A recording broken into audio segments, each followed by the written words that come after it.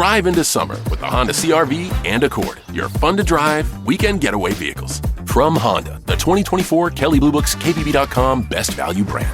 So hurry in to the Honda Summer Event. For a limited time, well-qualified buyers can get a 2.9% APR on a 2025 CR-V or 2024 Accord.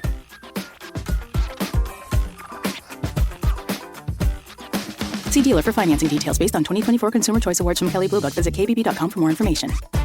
Isn't it about time for somebody's favorite radio program? Yeah. 97.3 ESPN presents The Sports Bash with Mike Gill. When I'm driving, I got a guy on the radio who talks to me. I can't see him, but he talks to me. Now, live from inside the Ocean Casino Resort Studio, here's Mike Gill.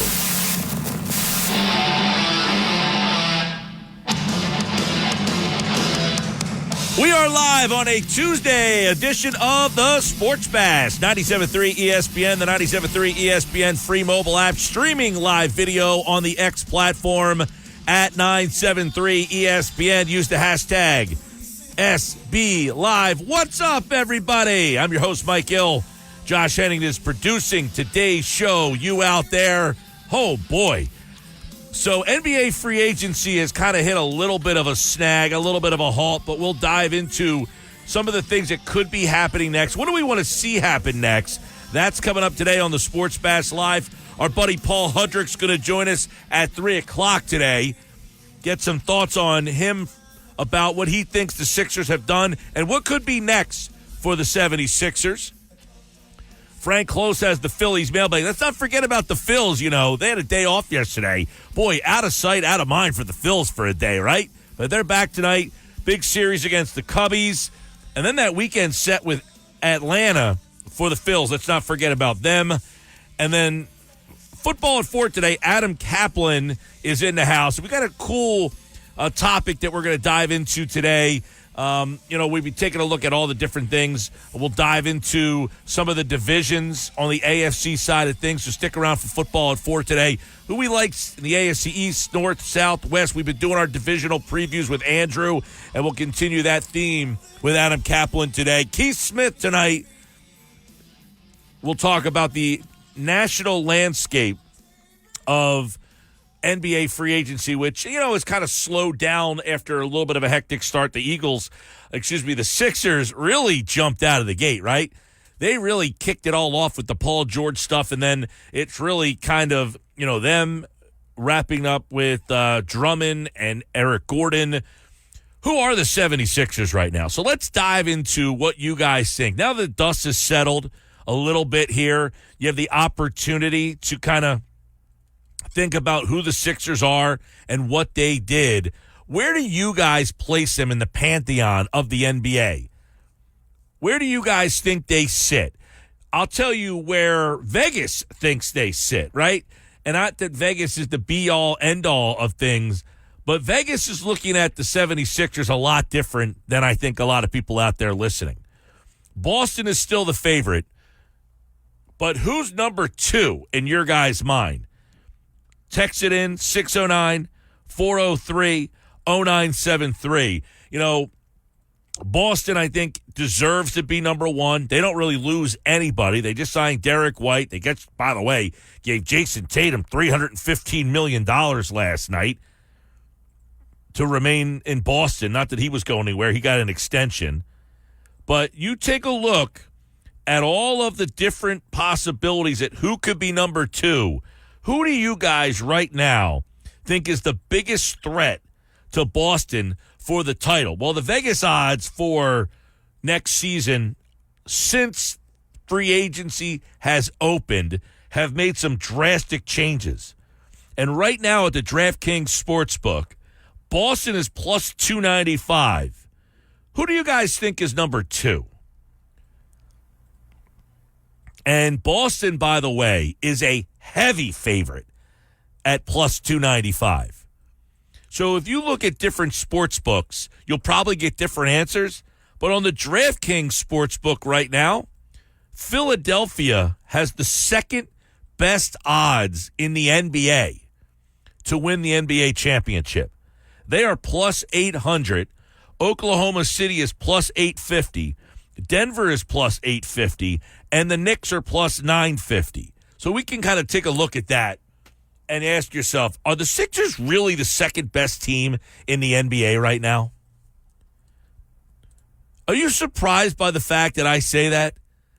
Are the Sixers the second best team in the NBA right now? 609-403-0973, 609-403-0973. I mean, when I looked at the odds, I get the emails all the time, and the one email that I got yesterday after, the Sixers went from 14-1 to 18-1 at BetOnline, which is an offshore book. The Clippers went from 33-1 to 55-1, and with Isaiah Hartenstein signing, Oklahoma City jumped to the number 2 spot. So on various sports books, you're getting different things. On BetOnline, Philadelphia is 8-1. They actually have the same odds. They're just not as high. They're 8-1 at BetOnline. They're 8-1 at DraftKings. But you guys, if I tell you the Sixers have the second best odds in the NBA, are they the second best team in the league? Are they really the second best team in the NBA? What do you guys think? I know a lot of people, detractors, are going to be, hey, hear the same thing about this team all the time. But is this the best version of the Sixers? Is it finally the best version of the Sixers? I know we keep hearing that. But Paul George, let's rank him. Is he the best running mate? Is this the best trio of Sixers? I mean, Jimmy Butler was here with Joel Embiid, but I don't think a lot of you guys like Ben Simmons. So do you like the Maxey, Embiid, George better than any other trio this team has had? It's an interesting one. 609-403-0973. Mike, they stand number 2 behind Boston because you have to give Boston that respect. But with the signing of Paul George, they are the second best team in the NBA. That's on the text board. I'm trying to take I want to hear from you guys. I have a thought on this. I want to hear what you guys have to say first. Greg and LBI says Knicks are probably number 2. I thought you meant the East, not NBA. Yeah, these are the NBA odds, by the way, Greg. These odds are for the NBA championship. Boston's number 1. Philadelphia's number 2. And by the way, the Knicks are not number 3 or 4. I mean, I think, and we're going to talk about this a little bit later on in the hour, a little bit deeper. I think the Sixers are, I just think they're definitively better than the Knicks. And this is coming from someone who, when they made the move for Bridges and then signed Anunoby, I was like, that's a really good team. But my caveat was they got to get Isaiah Hartenstein back. And I think that, to me, that's a big loss for them. I really think that's a big loss for them, the Knicks. Bigger than anybody is really kind of, I think if you're a Knicks fan, I would have, if I'm the Knicks, I would have, fine, you want Bridges? I have no problem. Say you got Bridges. Great. Awesome. I would have not signed Anunoby, and I would have signed Hartenstein over Anunoby. I would have rather had Isaiah Hartenstein back than OG Anunoby, and I like Anunoby a lot. In fact, that's the guy I wanted the Sixers to go after. But I think I would rather Isaiah Hartenstein. I think he was more important to that team than having Anunoby and Bridges. You want Bridges? Fine. Trade the 5 picks, go get Bridges if you thought that was going to improve the team. But are you telling me you think that team is better with Brunson, who, by the way, apparently is over at Back Bay Ale House having a couple of mason jars? Somebody else texted in and said he was over at Wawa on Summers Point the other night. Anybody see Jalen Brunson bouncing around town? Let me know. 609-403-0973. But apparently Brunson bouncing around town. But you're telling me Brunson, Hart, Bridges, Anunoby, Randall, Mitchell Robinson, no Hartenstein. I don't know, man. And listen, I've said before, I think that Knicks team, and it's funny because one of our interns, he's a Knicks fan, right? Knicks fan. And he was asking about the dynamics of, like, the rivalry. I said, it's really hard to not like this Knicks team. They work hard. They're just grinders. They're tough. And they got all those Villanova guys. I feel like it's such a conflicting thing. So this isn't like you're hating on the Knicks. No, I like this Knicks team. It's hard to not like them. But one of the reasons why you like them is why. They just work so hard. And, like, Josh Hart, aside from him having an outer body experience, I don't think the Knicks beat the Sixers in that series. But hand it to him. He played his ass off. But Isaiah Hartenstein was a big reason why he played his ass off. He is able to get second chance after second chance and third chance and third chance and fourth chance and fourth chance. And I just don't see – and I think the Sixers have just gotten way better than they were at the end of the year. A lot of this is health-related. I get that. 609-403-0973. But for me, and I think many others, I don't know how the Knicks keep the same identity without Isaiah Hartenstein. He, to me, is almost an irreplaceable piece for them. What he did for that team was like an outer body experience. Him and Josh Hart. I don't know where they came from. Hartenstein never missed a shot, it felt like. He never missed. And he got every freaking rebound. He kicked the Sixers' ass single-handedly, those two. Now, Brunson scoring 35 a game helped, but you can't score 35 by yourself and not have anybody help you out. You need Hart to hit 4 threes in a game, and he did it 3 times after not doing it once in any of the 82 games. That stat to me is still the most unbelievable stat of all. It's like that clown from the Celtics, Daniel Tice, who used to hit the threes against the Sixers all the time and never hit one all season long, and then they play in the playoffs, and he's draining corner threes left and right. Josh Hart didn't hit 4 threes in any game all season long. He did it at least twice. I know he did it definitely twice. Did he do it 3 times in that series? So, listen, you got to hand it to him. This isn't like, hey, that's a fluke. Is it a fluke? I don't know. Does anybody else want to bet on Josh Hart having multiple games of 4 3-pointers in a game? And without Hartenstein, I don't know where they're getting all these second chance points from. 609-403. So, say that again?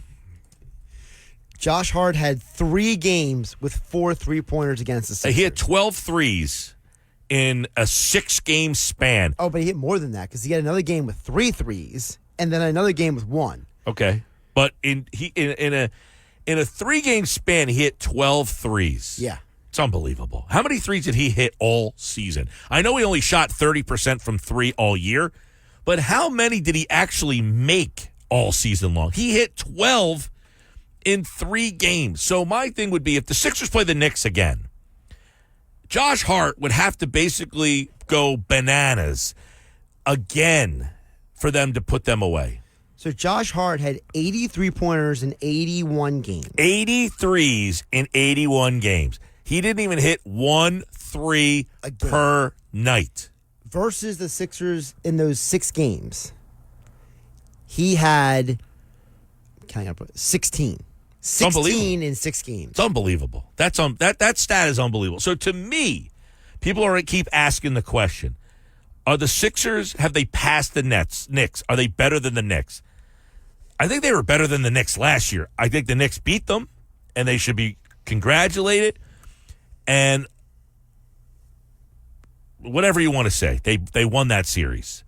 But I think the Sixers were the better team. I think the Knicks just played better in that 6-game span. I think the Knicks had guys play way above their pay grade. And one of them paid so far above his pay grade that he got paid. Isaiah Hartenstein got paid because of how he played against the 76ers. Because guess what? Before that series, nobody cared about that guy. And nobody knew who he was. Right? Nobody knew who Isaiah Hartenstein was. Nobody gave him any credit. No one respected him at all. And he made you say, and I'll tell you what, that dude, he's going to make that Oklahoma City team a different team. That Oklahoma City team was the number 1 seed last year, and they got bounced because they didn't have the toughness. Oklahoma City was the 1 seed in the West, and they got bounced because they didn't have the toughness. That dude there, I wouldn't be surprised if that team goes to the Western Conference Finals next year. Oklahoma City, because of that guy. That's how important I think that guy is. Now, I'm not telling you he's going to average 15 points and 15 rebounds. His numbers aren't going to jump off the page, but that's the kind of guy that changes the complexion and the mindset of a team. And that's what he did to that Knicks team, because he didn't start the whole season there. He took over for Robinson, and he changed that team. And I think he changed that series against the Sixers. And I think the Knicks overlooked letting him walk. And I get it. They wanted him back. Guess what? You could have had him back. You didn't need to sign Anunoby for that deal, because he's more important than Anunoby is. He was more important than OG, and I like OG. I would have taken OG here in a second. But if you asked me to pick, if you said Philadelphia can have OG or Hartenstein, now here's the situation, is the Sixers have Embiid, so Hartenstein isn't as important. That's a tough one. But if you told me I didn't have Embiid and I had to pick between those two guys, I think he's more important to what the Knicks were and are. Now, the way I see it, the Knicks build a team to try to beat the Celtics. They got to hope they match up with the Celtics first. You got to be able to beat Indiana, Cleveland, Philadelphia, one of those teams, Milwaukee, on your way to get there. So you're assuming you're getting through the first round and the second round and meeting Boston in the finals. That's a tough chore if you have no Hartenstein. I'm sorry. That's how I see it. I think the Knicks team sounds good on paper because of the move they made, but I think they got passed. I think they quickly got passed when they lost Hartenstein. 609-403-0973. 609-403-0973. Let's see. Tim in Galloway says, hey, Mike, what about Dallas as a team that can be up there, especially with Klay Thompson? Klay isn't what he was, but he's still decent. You know, Tim, I think the Dallas team is interesting. Remember the team, Dallas, they obviously are really good with Luka and Kyrie. You add Klay to that team. I just wonder what Klay has left in the tank. Now, I say that with this caveat. Richard Jefferson told a story last night about that he saw Klay Thompson on Christmas Day in the elevator, and he said, how's everything, blah, blah, blah. And Klay Thompson basically said, yo, tell them to give me my money. Was Klay Thompson so checked out of Golden State last year that he was checked out not only in his mind but also on the floor?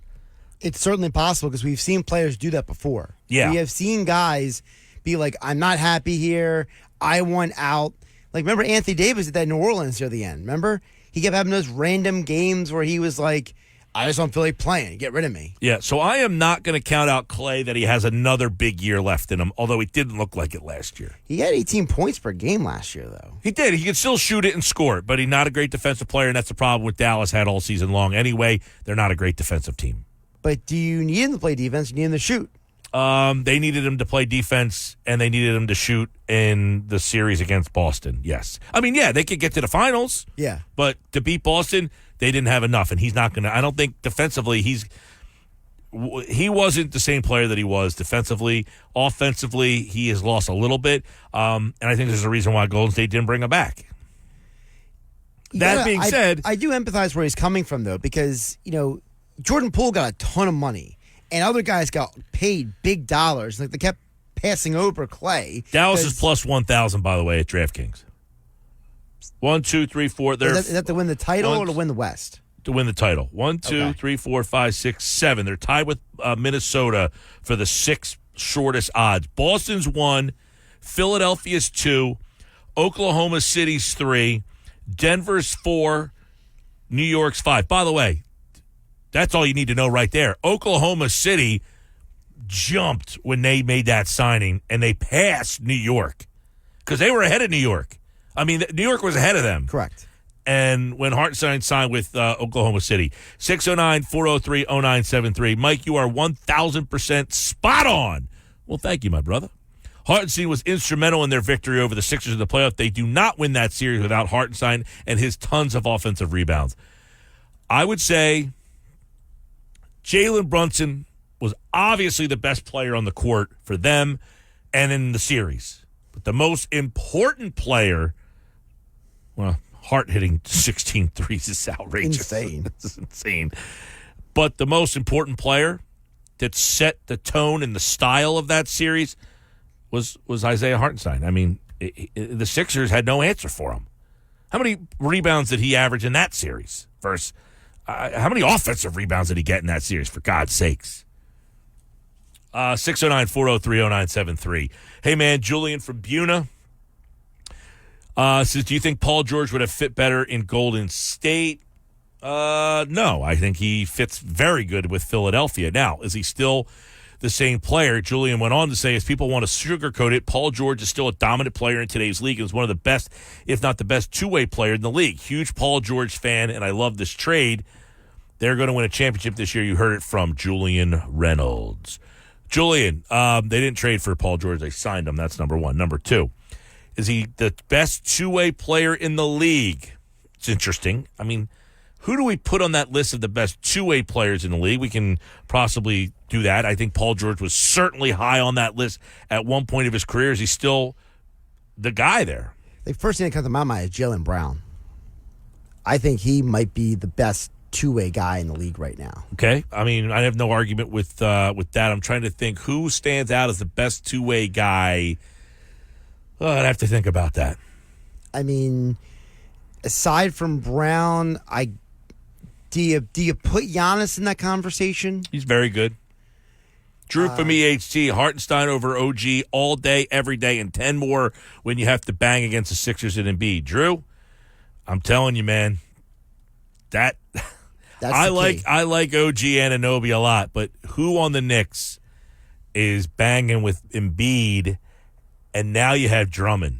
See, before you could say Hartenstein and Embiid, like that Embiid's offense was keeping them in the game. Right. But as soon as Embiid left the floor, Hartenstein was just kicking Reed's ass. By the way, Hartenstein averaged 6.5 total rebounds per game in 26 minutes in those 6 games. He averaged 3.5 offensive boards a game.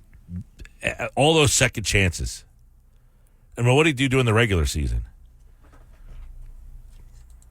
Frank in Summers Point. Unfortunately, when the Sixers decided to lose games on purpose, they welcomed the losing culture. That's not something you can flip a switch on. Ask the New York Jets how it is to eradicate a losing culture. It's not easy. Frank, I understand that mindset that a lot of people, but there's not one guy really around other than Embiid. Now, you might say, hey, maybe he's the problem.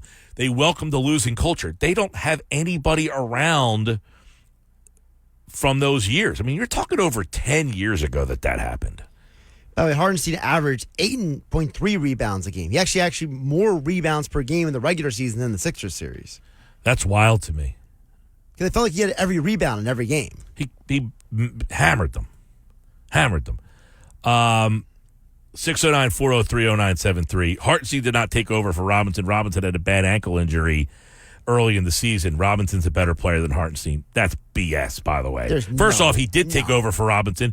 Robinson had the ankle injury. Hartenstein took over for him and then never got his job back. Yeah, he Wally pipped him. Yeah, Robinson is not a better player than Hartenstein. That's you want to tell yourself that to make yourself feel better. Robinson is not a better player. He doesn't have the same motor. He does not have the same tenacity. Tenacity is a good word. Doesn't have the same anticipatory, innate skills of when that rebound's coming down. Robinson doesn't. Robinson to me, come on, dude. Seriously, I mean Robinson against Embiid. I don't look at that matchup. Hartenstein against Embiid. Why? And this is a knock on Embiid. Hartenstein's motor outworked Embiid. Robinson, not the same. And by the way, he had a bad ankle injury. He's always hurt. Robinson can't get on the floor half the time. That's been part of the problem there. But I tell you what, when Robinson was on the floor, I did not have the same thought of the concern. Concern's not the right word. Because it's not concern that I think he's just great, unbelievable player. It's the tenacity and the motor that he has. Robinson doesn't have that same motor. So you might say Robinson's the better player. You're talking about skill, different. I'm talking about work ethic, energy guy. You need that energy guy. Hard work beats talent every time talent doesn't work hard. I've heard that somewhere before. Yeah, I stole that from somebody. 609-403-0973. I don't agree with. You might say Robinson's a better player, skill-wise. That's fine. I don't even know if I agree with that. Skill-wise, maybe. I mean, Hartenstein's not this skillful guy. That's not what we're saying. I mean, Robinson's got some solid offensive skills, but I'm not going to act like he's like some high-level big man in the league. Yeah, I feel like there's numerous other guys I'd rather have than Mitchell Robinson. We'll break it down a little bit more here on the Sports Pass Live, 97.3 ESPN, the 97.3 ESPN free mobile app. Who's better, the Sixers or the Knicks? We'll break it down. You'll hear from a couple of people in the NBA who have their thoughts on who's closed the gap on the Celtics. That's really the question. In the East, the Knicks closed the gap on the Celtics. Have the Sixers closed the gap on the Celtics? Right now at DraftKings Sportsbook, the Sixers have the second best odds to win the title. The Knicks are 1, 2, 3, 4, 5th. Hey, you know what this means? Knicks, Sixers, Celtics, the three little triangle there. It's going to make for a really fun year if those three teams are the ones in the mix. Sports Bash Live, 97.3 ESPN, the 97.3 ESPN free mobile app, and streaming live video on the X platform at 973 ESPN. Coming up, who's better, the Knicks or the Sixers? That's next on the Sports Bash Live on 97.3 ESPN. You're listening with Mike Gill Never thought this radio stunt would catch on so big. on 97.3 ESPN. If this is on paper or on 2K, the Sixers obviously have the most talent based on that. But because it's not played on paper, it's played on hardwood, we all know that Joel Embiid is not there at the end of the season, no matter what. He runs into that brick wall in the second round. Paul George has taken the Pacers to back-to-back conference finals. We've seen him do that in an earlier in his career as well. He also got the Clippers to a conference final as well when Kawhi got injured. So is it that they can survive those minutes? They were minus 47 with Embiid off the court in that first-round series against the Knicks. The Knicks had no answer for Embiid, even on one leg. Yep. They couldn't defend him. No answer for Embiid even on one leg, and less of an answer now when they're a man down. Who's better right now, the Knicks or the Sixers? You guys can chime in, 609-403-0973, 609-403-0973. You know, the best part about this is that it's a legitimate conversation between New York, Philadelphia, in basketball. It hasn't happened in many of our lifetimes, really. These two teams have not been very good at the same time. A lot of that, the Knicks the last century, it seems like, decade at least. They have not been very good since the early 90s, mid-90s, I guess you could say. The Sixers really have not been, they've been very good in the recent 5 to 10 years, but they have not been congruently good at the same time. Who's the better team right now? You guys out there, let me know. 609-403-0973. George from Absecon says, with the addition of Paul George, Andre Drummond for the Sixers, and the Knicks adding Bridges, and with Boston, does that make the I-95 corridor the best in the NBA? Yeah, I think you can make a good argument that the triangle of Boston, New York, and Philly right now is probably the three best teams in a region that you can find. 609-403-0973. Phil says, Mike, the Sixers definitely closed the gap, but keep in mind, it's like the Celtics basically added Porzingis this offseason. The Knicks definitely signed OG and traded for Bridges and their D to compete with the Celtics, but Hartenstein is a big loss versus Sixers, not necessarily against the Pacers, Celtics, etc., though. So happy to have Drummond back and Reed gone. Maybe they can get some value for him. All right, there's a lot there. Well, this is what we talked about, though, Phil. The Knicks built a team to try to beat the Celtics. But you got to get past Philly in the first round this year to get to the Celtics. They never made it to the Celtics. They got beat by Indiana. And by the way, in the Indiana series, Hartenstein was even better in that series than he was in Philly. In the Philly series, in 6 games, he grabbed 39 rebounds. In the Indiana series, he had 63 rebounds. Now, Robinson was hurt a lot in that series. That's been the problem with Robinson, is he hasn't been able to stay healthy. But Hartenstein grabbed 63 rebounds in the 7 games. He had 39 rebounds in 6 games. I mean, he had 24 more rebounds in the series against Indiana. 609-403-0973. A lot of text messages. I like this conversation that you guys are putting out there. Mike, I try not to believe in superstitions, but the Sixers have been eliminated by lesser teams the last few seasons. Something's going on. Well, I don't know if that's superstition or we know what's going on. Unfortunately, as that bite just said from Alan Hahn on Get Up this morning, Joel Embiid has not been someone you can count on. Can't count on Embiid so far in his career. Hasn't been delivered healthy to the playoffs. Has not got to the playoffs healthy for a full run. As he said, he runs into the wall in the second round. Well, a lot of that is because he doesn't play the last month or two of the season because he's not healthy enough. That has to change. 609-403-0973. Let's see. This is about Flyers question. Flyers opened the season with 4 straight 10 p.m. road games. I knew the Flyers schedule came out. Didn't they play on the West Coast to open this past season too? They did. They had a couple West Coast games at the beginning of the year. Yeah, I thought they last year, played like sort of like Edmonton San or Jose last Vancouver year. or something like that. Yeah, so apparently they play 4 straight 10 o'clock road games to open the season this year. I did see, for the people who like to go to Philly spring training, I got a little nugget for you, Josh. Is this a Knicks Nuggets or a Mike Gill nugget? Not a Knicks Nuggets, although he goes flats and I go drums. That is true. Yeah. The Flyers play Tampa Bay Lightning in Tampa on St. Patty's Day.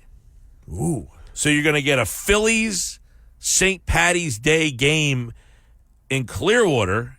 You finish that game, you're probably going to need an Uber because you've probably been overserved, and you're going to Uber yourself. It's only about a 20-minute Uber ride over to Tampa to watch the Flyers play the Lightning on St. Patty's night. So you got the Phillies, they're playing. Yep. Tampa, it's a Monday. St. Patty's Day is a Monday. You go to the Phillies spring training game in Clearwater, hop on over to the Amway Center, and check out the Flyers Lightning St. Patty's night. Sounds like a good day to me. Ooh. Are you already making your plans for that day? That's a little too much for me.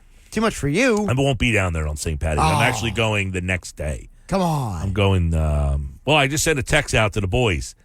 Said, do we alter our dates? Because this year we're going 18th to whatever, the 18th to 23rd. I think you might need to alter those dates, Mike. The St. Patty's Day game, I got to be honest, I used to love it when I was younger. Too many people there. I just can't handle it. Too many people go for St. Patty's Day now. But I know there's people that like it, and I don't want to detract those people, but I'm giving you guys a little something. Sounds like a good experience to me. You should definitely check it out one time in your life. If you want to go to Philly spring training, you want to go to the Phillies play on St. Patty's Day every year. Right. So because the Phillies spring training schedule doesn't come out till like November, I think it is, or October, sometime around there. Usually after the season, yeah. Or like right at the end of the regular season, like October or November. Yeah. 609-403-0973. Andrew in Summers Point says we still need a 3-point shooter. Yeah, there's some pieces, Andrew, that they still need to add. And we're going to talk about that with Paul Hudrick coming up at 3 o'clock today. Yeah, they still have a couple things that they need to add. 3-point shooter, a guy that can clean the glass, a guy that can just, rebound, hard worker. There's a couple guys we mentioned yesterday when Austin was in the studio with us. I like Joe Ingles. Austin Krell was with us yesterday. He likes Ingles as well. He's just one of those pain-in-the-ass guys. So you heard the bite of Alan Hahn. He said the Sixers are more talented, but he thinks the Knicks are the deeper team. But his answer comes down to Embiid. He said the Knicks don't have any answer for Embiid. He beat them up on one leg and with Bell's palsy. So Tim Bontemps, ESPN NBA reporter, how do the Knicks and Sixers compare now? I think if you're betting on probabilities, the Knicks, because they're going to have better health and they have more depth, they have the better chance of getting to the end and being the biggest challenger to Boston. But in terms of probability, in terms of highest ceiling, Philly has the highest ceiling. Because if they go into a series with the Knicks, you got 3 of the 4 best players on the court. And that's why you get these guys together. It's why Daryl Morey's always gone star hunting, right? Ultimately in the NBA, you win with stars. Now, there's huge questions about the health. So getting Andre Drummond to spell Joel Embiid was big. Getting Eric Gordon out of minimum was big. Getting Kelly Oubre was huge. It gives them a legitimate two-way option at the shooting guard spot. Yeah, they have 3 of the 4 best players on the floor if they're all healthy. That's the big question. Are they going to be healthy enough? We don't know the answer to that question. We'll talk about that in April. But one thing that Tim Bontemps hits on here is that the Knicks won't be able to do this very easily.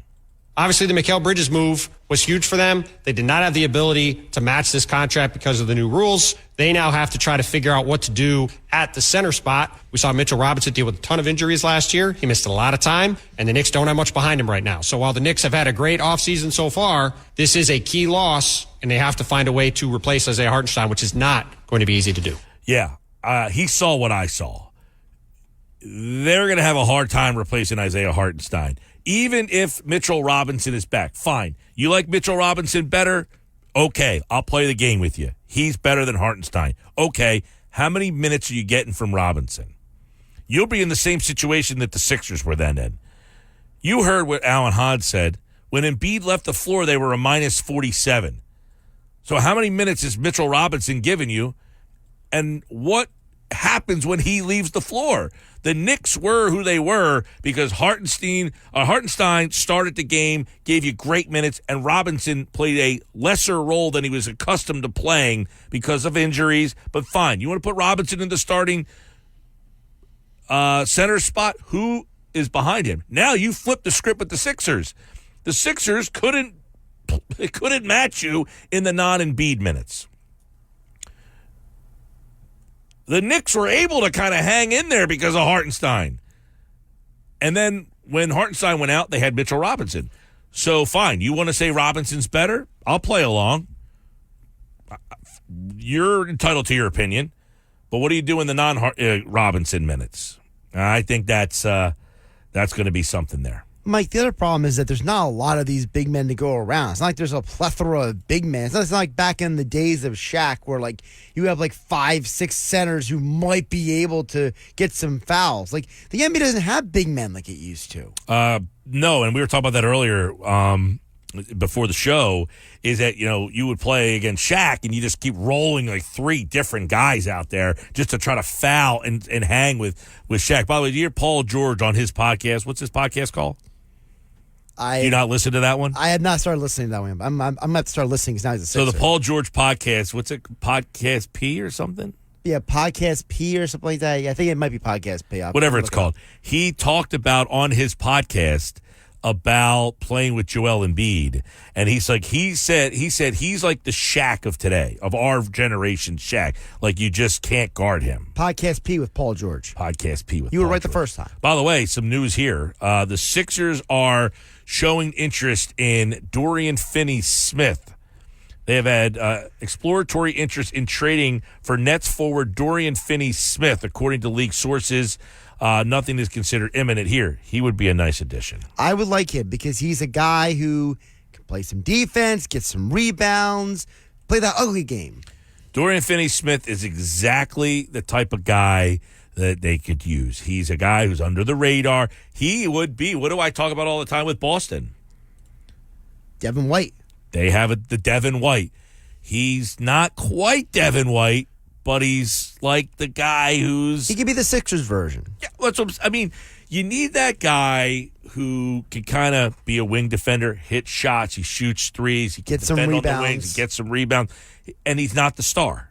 Now, White's better than him. I'm not comparing that. Right, but the reason why White makes so much sense for Boston is because they already have wing guys. Boston's entire team is built around these 6'7" to 6'8" forwards. And that's what Dorian Finney-Smith is. He's a 6'7" wing guy. He scores 9 points a game. He grabs 5 rebounds a game. He dishes out 2 assists a game. He shoots 5 threes a night. He wing defends.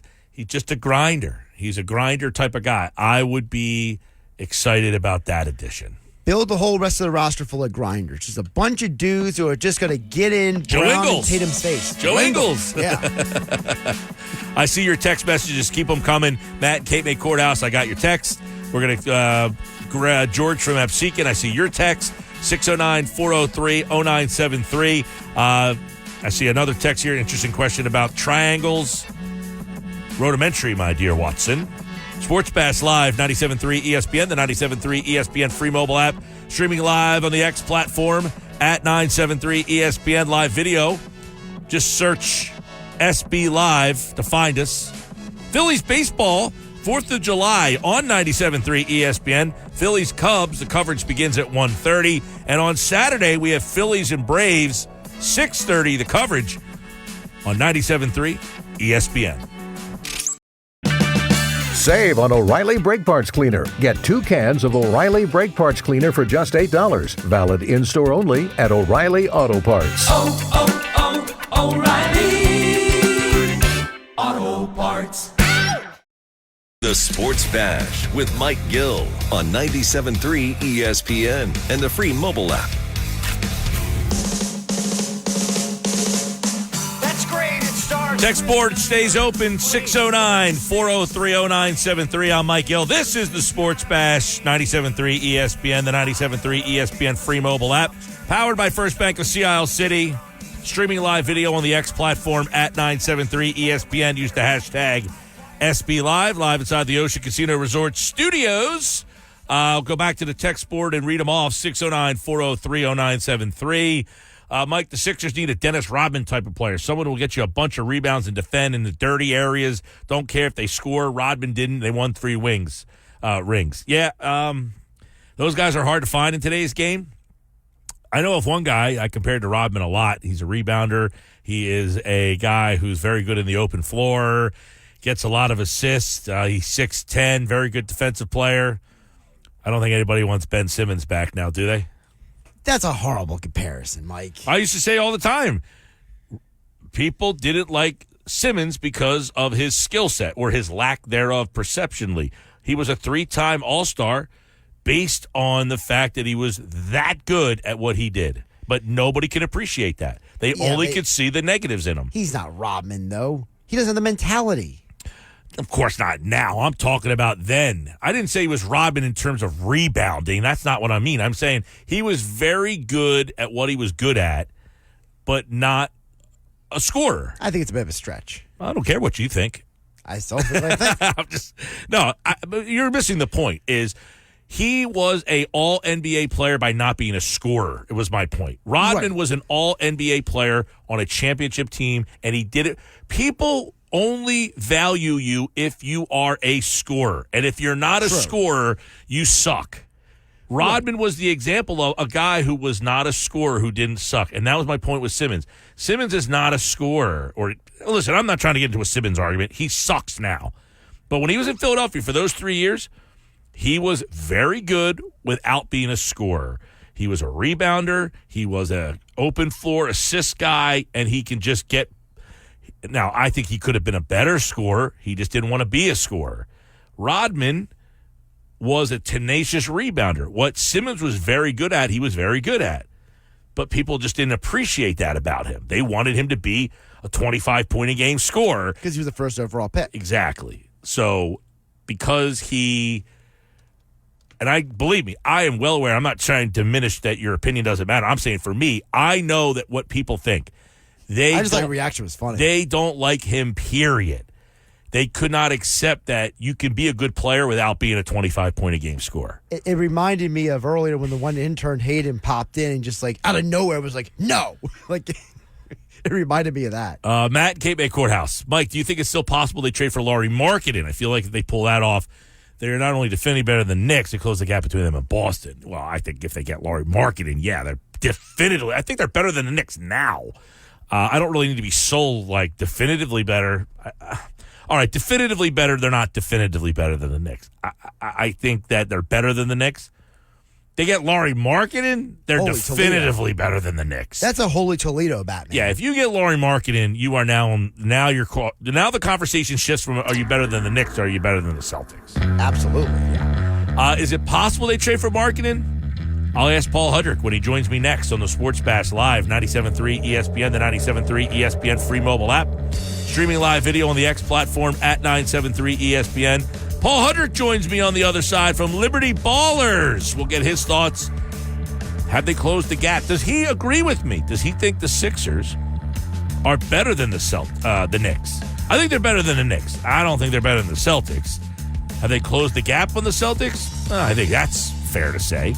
We'll get into that and more next on the Sports Bash Live on 97.3 ESPN, the 97.3 ESPN free mobile app, and streaming live video on the X platform at 973 ESPN. Use the hashtag SB Live. Hit the like button. Repost us. We'll talk to you coming up with Paul Hudrick from Liberty Ballers up next. This is the Sports Bash with Mike Gill on 97.3 ESPN and the 97.3 ESPN free mobile app. Now live from inside the Ocean Casino Resort studio, here's Mike Gill. Paul George, look, obviously fills a great need for them. They needed to upgrade the talent on the wing. They finally got under the contract to Tobias Harris. Again, it's going to be different now in trying to find that blend with Tyrese Maxey, Embiid, and Paul George in terms of how they're going to run their offense. But Paul George, no question, answers a huge need in the regular season because you can almost pencil it in. Joel Embiid, at some point, is going to miss 15, 20 games this year. This helps you survive that. Their record wasn't very good last year when Embiid sat. That cost you seeding. That could be a big deal in the playoffs in a much better top of the East. This is a win for the Sixers in a big way. 3 o'clock, Sports Bash. Tim Legler on what Paul George brings the Sixers. Is it enough for them to pass over the team that knocked them out? Let's start with them before you start talking about the Celtics. We can get into that. A lot of questions have been coming in for Paul Hudrick from Liberty Ballers, as everybody wants to see where the Sixer team stacks up now in the East. They're number 2 in the betting odds on DraftKings in the entire league. Paul Hudrick, let's start there. Did they make that big of a jump in your mind? Is this Sixers team significantly better than the team we talked about last year a lot? Yes. That's definitive yes. And I do think right now when I look at it, the only team, if I were a betting man, I'll be honest that I'm not. The Celtics are the only team that I would say definitively I would have my money on over the Sixers. When you add a talent like Paul George, and I think it's so odd to say this, that a 9-time All-Star might be underrated, but I think he is. I don't think people realize how good Paul George actually is. This is a great basketball player. And, Mike, when I think about it, you already have Joel Embiid, the guy who was the MVP of the league 2 years ago, probably would have won another one if he didn't tear his meniscus. You have Tyrese Maxey, who at 23 years old is ascending, was a borderline all-NBA player. You're adding to those two a 9-time All-Star, 6-time All-NBA player, and you're asking him to be the third option on this team. And when you look at it, it's like kind of what Legler was already talking about in that clip, like the balance. You have a dynamic, electric guard in Tyrese Maxey. You have a dominant big man post player in Joel Embiid. Now you have one of the best, and he still is, one of the best two-way wings in the sport. Those three, it's a perfect complement on each other. And then when you look at the other moves, which I'm sure we'll get into, that certainly I think they corrected some of the issues they had against the Knicks. So when I take all of that in its totality, and look, things are not that things can change, they will change. The Sixers need to add more players. Other teams are going to do other things too. Let's not forget Drew Holiday wasn't a Celtic until October. So other things are going to happen. But as of right now, yeah, I think the Sixers are significantly better, and I would slot them as the number 2 team in the East right now. Yeah, a lot of people, it's weird because you mentioned Paul George, 9-time All-Star. He took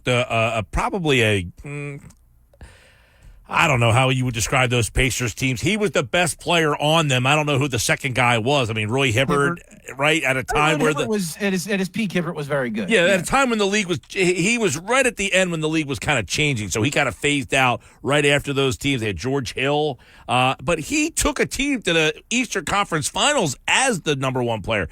Is he that level of player today? No, he's not. And that was the peak, right? Like that was when he was at his absolute best. I think they might have even taken the LeBron Heatles to like 7 games. I mean, he was 2 years. They battled those two teams. Yeah, he was unbelievable. That was when he was at his peak. That was when he might have been like. Well, his best year was that Oklahoma City year. He was unbelievable. He was really good in Oklahoma City as well. I mean, those years, he was like a top 10 player in the league for those years. And no, I don't believe that. But is he still like? I would say almost unequivocally, he's still like a top 25 guy. Like he's still a really, really, really good player. And I think one of the big things too, Mike, and I get it, the age is a concern. He's 34 now. He'll be 37 by the end of the contract. And he's had injuries. So, of course, all those factors in, he's not the same guy. But as I already mentioned off the top, he is now going to be the third option. And he's going to be the third option. And you look at what like the one thing he still does at a really high level is shoot. He was at 41% last year on almost 8 attempts from 3 per game. That's elite. Like that's like 90-something percentile shooting wise in the NBA. I mean, that's a terrific number. Still great on the catch and shoot. I think if you look at the numbers, he was one of the best catch and shoot players in the entire NBA. And what is he going to get when he's playing with Tyrese Maxey and Joel Embiid? A ton of catch and shoot threes. And look, he still has the ability to create a little bit. He's not the greatest passer in the world. I know a lot of people have talked about that as being one of his weaknesses, and it's fair. But he still can create his own shots. There are moments where he can, frankly, still, even at 34 years old, take over games. He is still capable of that. Not as much as he used to be at the days you're talking about. Yeah. Doesn't need to be there. Him. Right. Right. He doesn't need to do that because Joel Embiid's going to take over plenty of games. Tyrese Maxey's going to take over plenty of games. You just need Paul George to fill in the gaps for when, as Legger said, when Embiid is out or when one of those guys is having an off night, you might need a little bit more of an aggressive version of Paul George that might, on some nights you're going to get it. Yeah, I guess. So do you view him as basically stepping into the Harris role, and how do those two guys compare? They don't. I mean, Paul George is just, and look, respectfully, he's just so much better than Tobias Harris. It's not even close. Much better defender. He's bigger. He's got more length. He's much more aggressive player, much more aggressive 3-point shooter, a better 3-point shooter, can create his own shot more, can operate in like the pick and roll with Joel Embiid. And again, not the greatest passer in the world, but certainly a better passer and playmaker than Tobias Harris.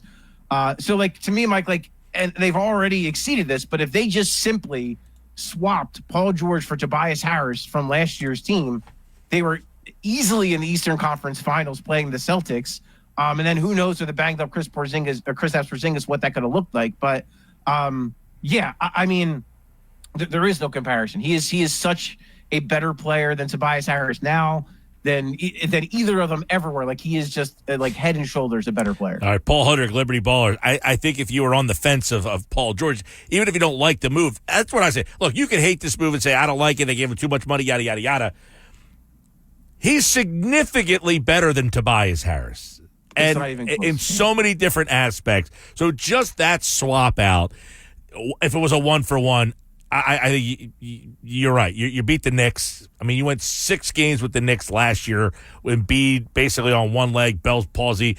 Harris gives you a zero in that game. So one of the problems they had, obviously, was when Embiid left the floor. We've talked a lot about that position over the years, you and I. They get Drummond back, and it was obviously important for them to do so. But how that changes the dynamics of the whole season and how that can play out, and having that guy that you don't have to play Embiid the major minutes, and maybe that gives him a better chance to get to the end line. Well, I think you look at last year when they owned, like, Mike, they were so close to trading for Andre Drummond last season. The Bulls, I mean, talk about mismanaging a situation. The Bulls probably could have had 2 or 3 second-round picks for Andre Drummond. Instead, they lose a play-in game, and then he walks for nothing. So talk about complete mismanagement by the Bulls. But that trade was so close to happening. Like, I was told that, like, literally Andre Drummond, like, was telling people, oh, I can't wait to come back to Philly. Like, that's how close it was to happening. He's been dying for that cheesesteak. Yeah. I mean, he did love his time here. Like, genuinely, he loved being here. And I just think about last year, Mike, when Embiid had that meniscus injury. If you have Andre Drummond, who is, look, you don't want him as your primary starting center. You don't want him playing 82 games as your center. But he can give you starting caliber minutes in certain matchups against certain teams. So imagine how big of a difference it would have made to have him over Paul Reed, over Mo Bamba. You throw him in the mix, you probably win. You might win like 10 more games down the stretch.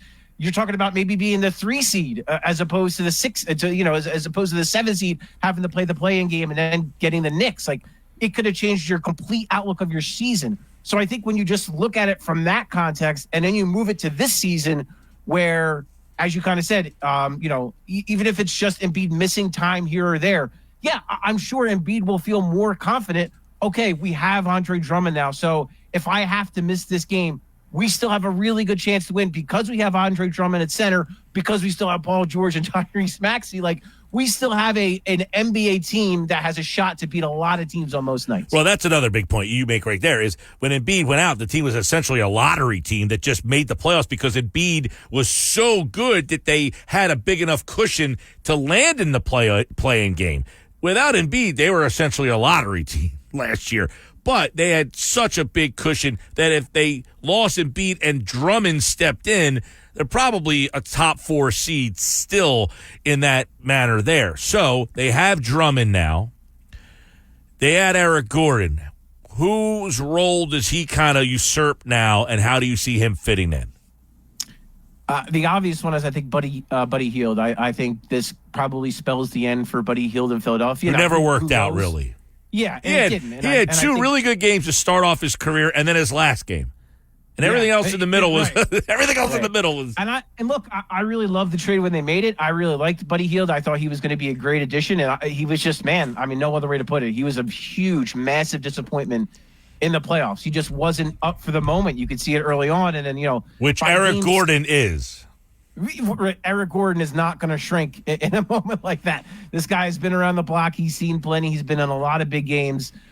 It's not going to faze him at all. And I think the big thing that Eric Gordon brings that Buddy Hield doesn't is that Eric Gordon can give you something off the bounce, right? Like he's strong. He's tough. He'll put his head down. He'll get to the rim while still adding kind of that audacious, like he's not afraid to pull up from 35 feet and make a shot. So I think that's a big thing too. Like, and again, Mike, when I look back at that Knicks series, one of their biggest issues, yes, it was when Joel Embiid went to the bench, and part of that was Paul Reed, and you're upgrading that with Drummond. But the bigger issue to me is you didn't have enough offense when Joel Embiid went to the bench. You were solely relying on Tyrese Maxey. Now you also have Paul George, and you have a guy like Eric Gordon, who again is just a bucket getter. He can create a shot. He can make a shot. And no, you're not asking him to contribute like high-level minutes or whatever, but as just a pure scorer. Look what Cam Payne did last year against the Knicks, how much kind of juice he added just by being able to dribble a little bit and shoot. Now you're adding a guy like Gordon who can do that, at a, quite frankly, a higher level than Cam Payne. So I think Gordon is going to prove to be a pretty savvy, smart signing. So they add those 3 new pieces, George, Drummond, Gordon. We like the upgrades, George over Harris, Drummond over Reed, Gordon over however you want to, Hield, Payne, that mix there. I like Gordon a lot, too, for the other reasons, the intangibles. Those Western Conference Finals Houston teams, there were nights where when Harden disappeared, Gordon said, all right, you need me to step in, and he had some monster games there. Now, he's a little older, but he's certainly not – what is it? Audacious. He is going to shoot, and he's going to not gun shy, right? Yeah, he is never going to be gun shy. Getting Oubre back, where does he – the Oubre thing to me is interesting because at times last year, he's like your third guy. He almost now slides down the list from, I need to be the third guy because this guy over here is not doing anything. So he slides down to 4, 5, maybe even, somewhere in that range. So he should have a more defined situation this year, the way I see it anyway. Well, he was the second guy down the stretch of the season when Reed was out. I mean, it was Maxey, then it was Oubre. Oubre was the only guy providing any real offense. And then you saw in the playoffs how Jalen Brunson was desperately trying to get away from Kelly Oubre that entire series. And as the series went on, you saw the Knicks really that's basically what their strategy was. Okay, how do we get Oubre off of Brunson and then let Brunson cook whoever else tries to defend him? That was basically the strategy. But that just shows you how good Oubre was against him, that was the deal. But yeah, look, I love bringing Oubre back, especially that deal is so team-friendly. It could wind up working out for Oubre down the road, but right now that's a team-friendly deal to get a guy like that. And I love the way Morey phrased it at his end-of-season presser. He called Oubre a breath of fresh air. And I think he said that because look at all the players the Sixers had and the kind of archetype of players they've had. Kelly Oubre, an athletic guy who can beat people off the dribble and dunk it. Sixers never get guys like that. These super athlete guys, they never get players like that. So it was jarring to watch him play for the Sixers team. he was good despite the fact that he's not a good shooter. He was so good with Embiid because he was a really good cutter. He hit the offensive glass. He would finish at the rim, with authority. He wasn't afraid to try to dunk on people and get fouled and get to the free throw line. And I think you're right. Like, he does go down in the pecking order, but man, with all the attention that Maxey, Embiid, and Paul George are going to get, think about all the little backdoor cuts, all the plays Kelly Oubre is going to have opportunities and mismatches and so many opportunities to kind of, fill in those gaps. While also, I think the one thing Kelly should get a lot of credit for last year is he did a lot of dirty work. He's a guy who he hustled every night, wasn't afraid to dive for loose balls, took on really tough defensive assignments, hit the glass on both ends of the floor. He did a lot of those little dirty things. And for a guy who didn't have a reputation for necessarily being like that and had to take a minimum deal, I thought he showed a lot in that department. So when you add a player like that to play alongside Maxey and Paul George and Embiid, I think he's kind of a perfect mix to kind of add, again, a little bit more energy, a little bit more athleticism to that group. Paul Hudrick, Liberty Ballers. All right, so that's what they have now. They still have some work to do. What is next in your mind? Where do they need to go from here? They need a starting four. I think that's got to be next on the docket for Daryl Morey. Who that is, what that is, I'm not sure. I saw there was some Dorian Finney-Smith buzz out there. That's a little tricky if you're going to trade for him now. When you consider the cap space, I mean, there might be a thing where you could get Paul Reed in there and you might be able to work something out. But then you hard cap yourself. It's complicated. I don't want to bore people with minutiae here. But basically, I think that's the kind of player, though, that Morey would probably like to have. A 3-and-D combo forward that can switch back and forth between the 3 and the 4, that will hit threes, that will be a really tough defensive player. I look at, let's just say for this example, you get a Dorian Finney-Smith.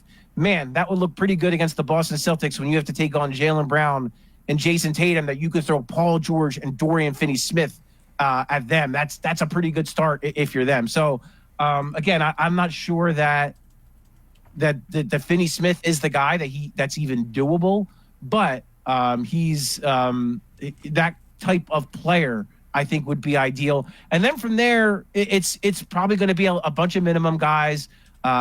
Surely Kyle Lowry will be in the mix to perhaps come back. If it's not Lowry, I could certainly see Cam Payne being a candidate to come back. And then further down the line, we already talked about Oubre, about Buddy Hield. I don't see him as a candidate to come back. KJ Martin is an interesting one. Brian Toporek, who does a great job writing for us, he put out an interesting article today that they could re-sign him because his cap hold is so low, and kind of offer him a balloon type deal and then maybe trade him. So there are a lot of avenues to go, and I think Daryl Morey is going to explore all of them and try to get really creative in filling out this basically half the rest of the roster. All right, Paul. So give us Paul Reed's situation and what happens here. He's tweeting or removing stuff. The social media reading tea leaves here looks like he feels like something's up here. So everybody keeps bringing him up. What are some of the scenarios that Paul Reed can help them improve the team? Well, first of all, I think we can all take a moment to laugh at Danny Ainge, because he put that when Paul Reed signed that offer sheet with the Jazz, they put that guarantee in there if the team he's with makes the second round, which the Jazz clearly were not going to do.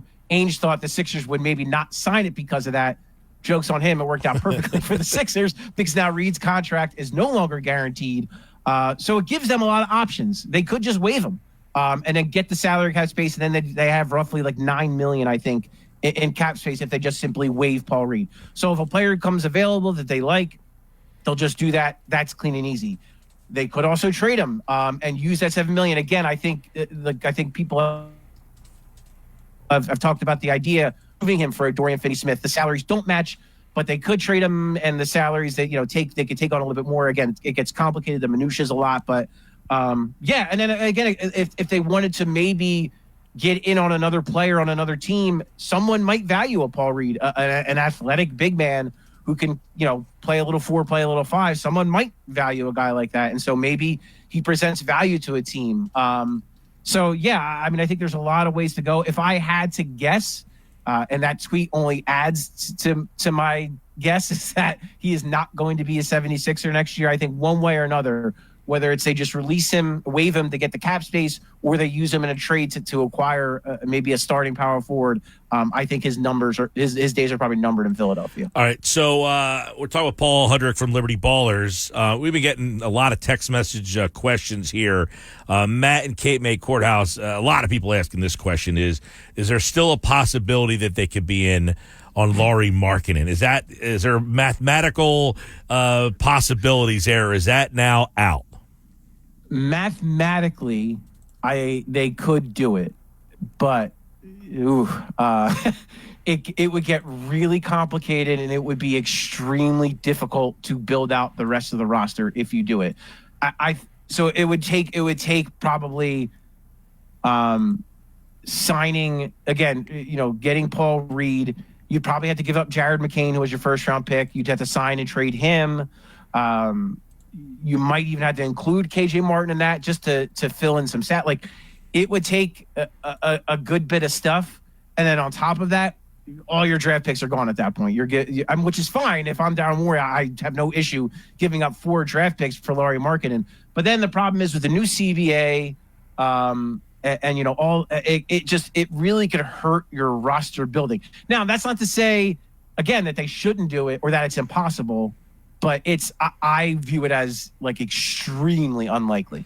All right, Paul Hudrick, we'll get the final answer from you on this one, which we've been asking a lot of our listeners today.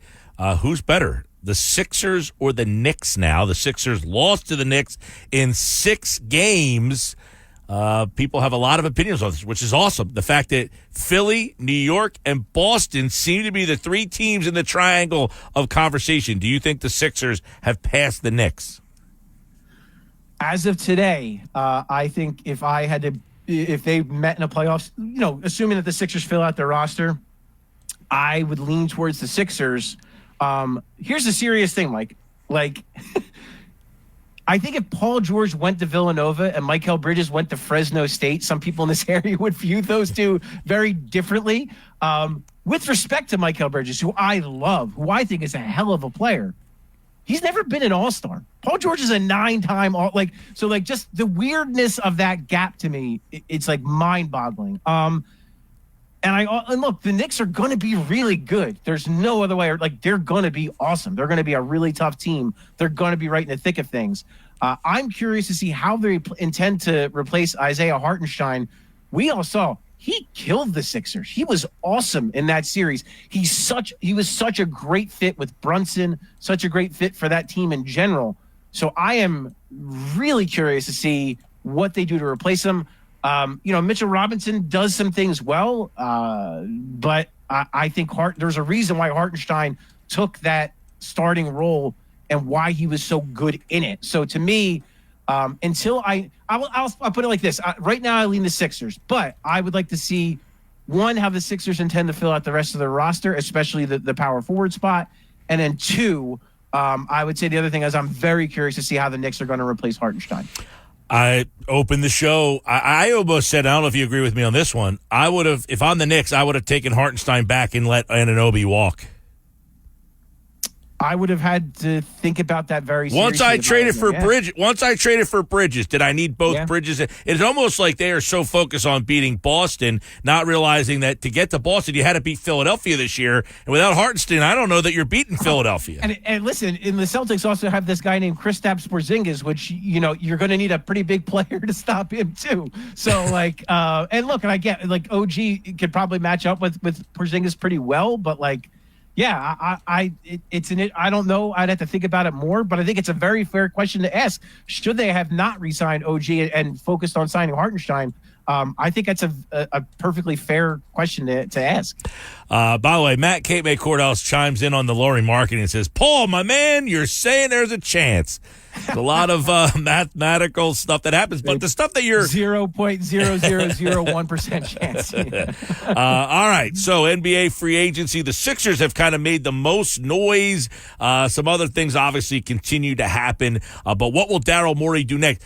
Everything has kind of been chalk for him. I mean, it seems that this was a plan that started last year with the Harden deal, and everything he wanted to have happen has happened. Is there something wild up his sleeve? Wild might be extreme, but I think he's got, like, I think it's been a little too quiet, right, after the Paul George signing. So I feel like, and again, the fact that there is a clear need for a starting four. It might not be Lauri Markkanen level, but I feel like he's got something up his sleeve where he's going to net the Sixers a starting caliber four that will fit and make sense for this team. All right, Paul Hudrick, Liberty Ballers, at Paul Hudrick. The Sixers offseason continues, and we have it for you here on the Sports Bash live on 97.3 ESPN. Paul, thanks, buddy. You got it, Mike. All right, great stuff. Good conversation, and we'll keep it going more as the free agency period continues here on the Sports Bash live on 97.3 ESPN, the 97.3 ESPN free mobile app, and streaming live video on the X platform at 97.3 ESPN. Don't forget, we've got the Phillies and the Cubs. 4th of July, coverage starts at 1:30, and the Phillies and the Braves Saturday with coverage at 6:30.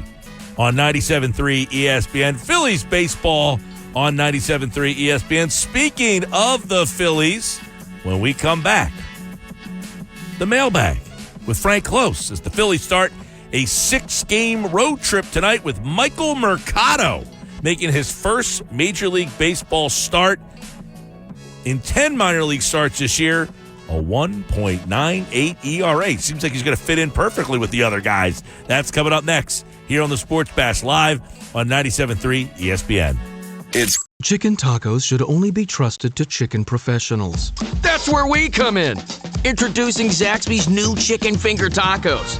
One comes with pico de gallo and creamy chipotle ranch. And the other comes with bacon, lettuce, tomato, and avocado ranch. Chicken experts since 1990. Chicken taco experts since now. Order yours today in the Zax Rewards app. Woo, saucy! Zaxby's. Mike Gill. Do I have everybody's attention now? On 97.3 ESPN and the 97.3 ESPN free mobile app. 3:33 Sports Bash, 97.3 ESPN, the 97.3 ESPN free mobile app. Streaming live on the X platform at 97.3 ESPN. Use the hashtag SBLive. Phillies back in action tonight. Michael Mercado makes his Major League Baseball debut, not Major League debut, his first start for the Phillies. And he'll pitch tonight in Chicago against the Cubs. Frank Close, 97.3 ESPN.com. His mailbag is up right now answering your questions over at 97.3 ESPN.com. And you can always text your Phillies questions for the mailbag for Frank at Frank Close with a K as he joins me here on the Sports Bash. What is happening, Frank Close? My man, Phillies were like off last night. It feels like they haven't been talked about or seen in like days because of the free agency here. Yeah, I was just thinking the same thing. It feels like it's been a lot longer of a layoff since the Phillies played last. Yeah, like it felt like they were so busy, and then all of a sudden, boom, out of sight, out of mind. But let's get a couple quick thoughts here. No Harper, no Schwarber. The first couple games, obviously they lose a couple games there to the Marlins. Looks like the offense, but how do you think they've kind of handled not having Harper and Schwarber in the lineup? Well, as best as you can under the circumstances. I mean, this is when you have to rely on your organizational depth and your bench, and quite frankly, it's going to be up to the Cody Clemens and the Whit Merrifields to produce. They also need Brandon Marsh and Bryson Stott to hit against left-handed pitching. That's what's going to happen for the Phillies to sort of get through this. But I think the really good news in all this is that the Phillies pitching, you saw it over the weekend, pitching's still going to be pretty good. And if your pitching is good, you can eke out a lot of these games even without your big bats. So the good news for the Phillies is they just kind of need to hang in there. Those guys will be healthy. You'll see Schwarber back probably right on the 9th when he's eligible to come off the injured list. Harper right after the All-Star break, and Real Muto, he's kind of tagged for, I think, the 19th against the Pirates. So you'll get them back soon. Just got to kind of hang in there for a couple weeks. Yep, that's some good indications that the guys could be back when they're ready to come back instead of like these elongated. I thought for sure the Harper thing was going to be a 6 to 8 week type of situation. With the way it looked, the way he sounded, the way it kind of felt when he was done, and the way he kind of described it, it just felt like he was going to be a long one. So that's a positive thing that he thinks he's going to be ready. Schwarber should be right back ready to go, and then out of the All-Star break. But before that All-Star break, Frank, Braves. Dodgers, going to be an interesting time. How important are those two series going to be without those two guys or those three guys a part of them? Not very. I don't think it's ideal to face the Braves and the Dodgers when you're down all those players. But again, you can still put up some good games against them. And quite honestly, if the Phillies go 2-4, I mean, that's not ideal, right? But it's also not the end of the world. I mean, it knocks them 2 games behind the under their current pace, but the Braves might pick up a couple games in that scenario. But the Braves are hobbling too, right? They're without their ace, they're without their MVP outfielder. They're dealing with a lot of this themselves. So again, if the pitching, not the fifth starter spot not included, but if the rest of the pitching is there, the Phillies should kind of hang in there, and that's the nice thing about this. Is they can fall back on the pitching. I can still see the pitchers coming out and pitching well against the Braves and pitching against the Dodgers. So what I will say, though, a little sloppy in the field on Sunday. The Phillies need to be a little bit cleaner to get through a lot of this, too. Yeah, 5 errors or something like that in the game. Frank, let's get to a couple of the questions in the mailbag. By the way, Michael Mercado will pitch tonight. We'll get your thoughts on him coming up. But Glenn wants to know, why are we keeping Christian Pache? Not once has he shown he's a legitimate offensive player. It seems we have 2 gloves with Rojas and Pache. What to do? So we're back to the Pache-Rojas question again, now that Rojas is back up.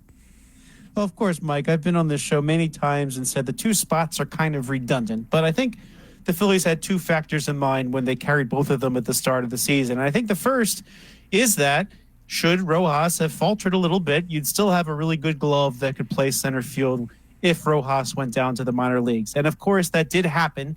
Of course, on the 11th day, that's when Rojas came right back thanks to the injuries. But Pache was there kind of as insurance. You feel good about his glove in the outfield. Now, of course, the Phillies still had Brandon Marsh on the team. David Dahl kind of hung around since then in Rojas' slot, essentially. But, the thought was that, yes, he could be the backup for Rojas if he doesn't make it. And then factor 2 would be the Phillies didn't want to just straight lose Pache if they did not keep him on their major league roster. If you put him on waivers, somebody probably will claim him. I think that's even true right now. There are enough teams out there that could at least on their bench use a glove like Pache has. So, I think what's going to happen now between now and the July 30th trade deadline, it's going to be the 30th this year, the Phillies will see what they have with him. Can they get his back going? And I do believe the Phillies are going to get another outfielder for that mix before the trade deadline. And when they do, if Pache's still around, he's going to be a bench bat. If he's not still around... Well, you just said something there, though, I think Glenn was addressing. A bench bat. He's not much of a bat. That's the problem. Yeah, but you know what? This isn't old National League baseball anymore, right? This is the land of the DH. And when you have the land of the DH, you're not seeing them come up and pitch hit a lot. Now I know in the last week or so, Thompson's done a lot of righty-lefty matching up as the Phillies tried to eke out some runs, but that's not going to be the normal course of action. You don't think do you think Marsh will eventually play every day? Because it seems that they are platooning Marsh and that's pretty much the way he's gone here. I think you're going to see him against some lefties coming up because, let's face it, they're a little depleted. But, I think Brandon Marsh needs to show that he can hit left-handed pitchers a little bit better. If you look at his splits, he's still got some deficiencies against lefties. He's batting 152 against left-handed pitching. Against righties, he's hitting over 300. So there's quite a difference between Brandon Marsh versus lefties and Brandon Marsh versus righties.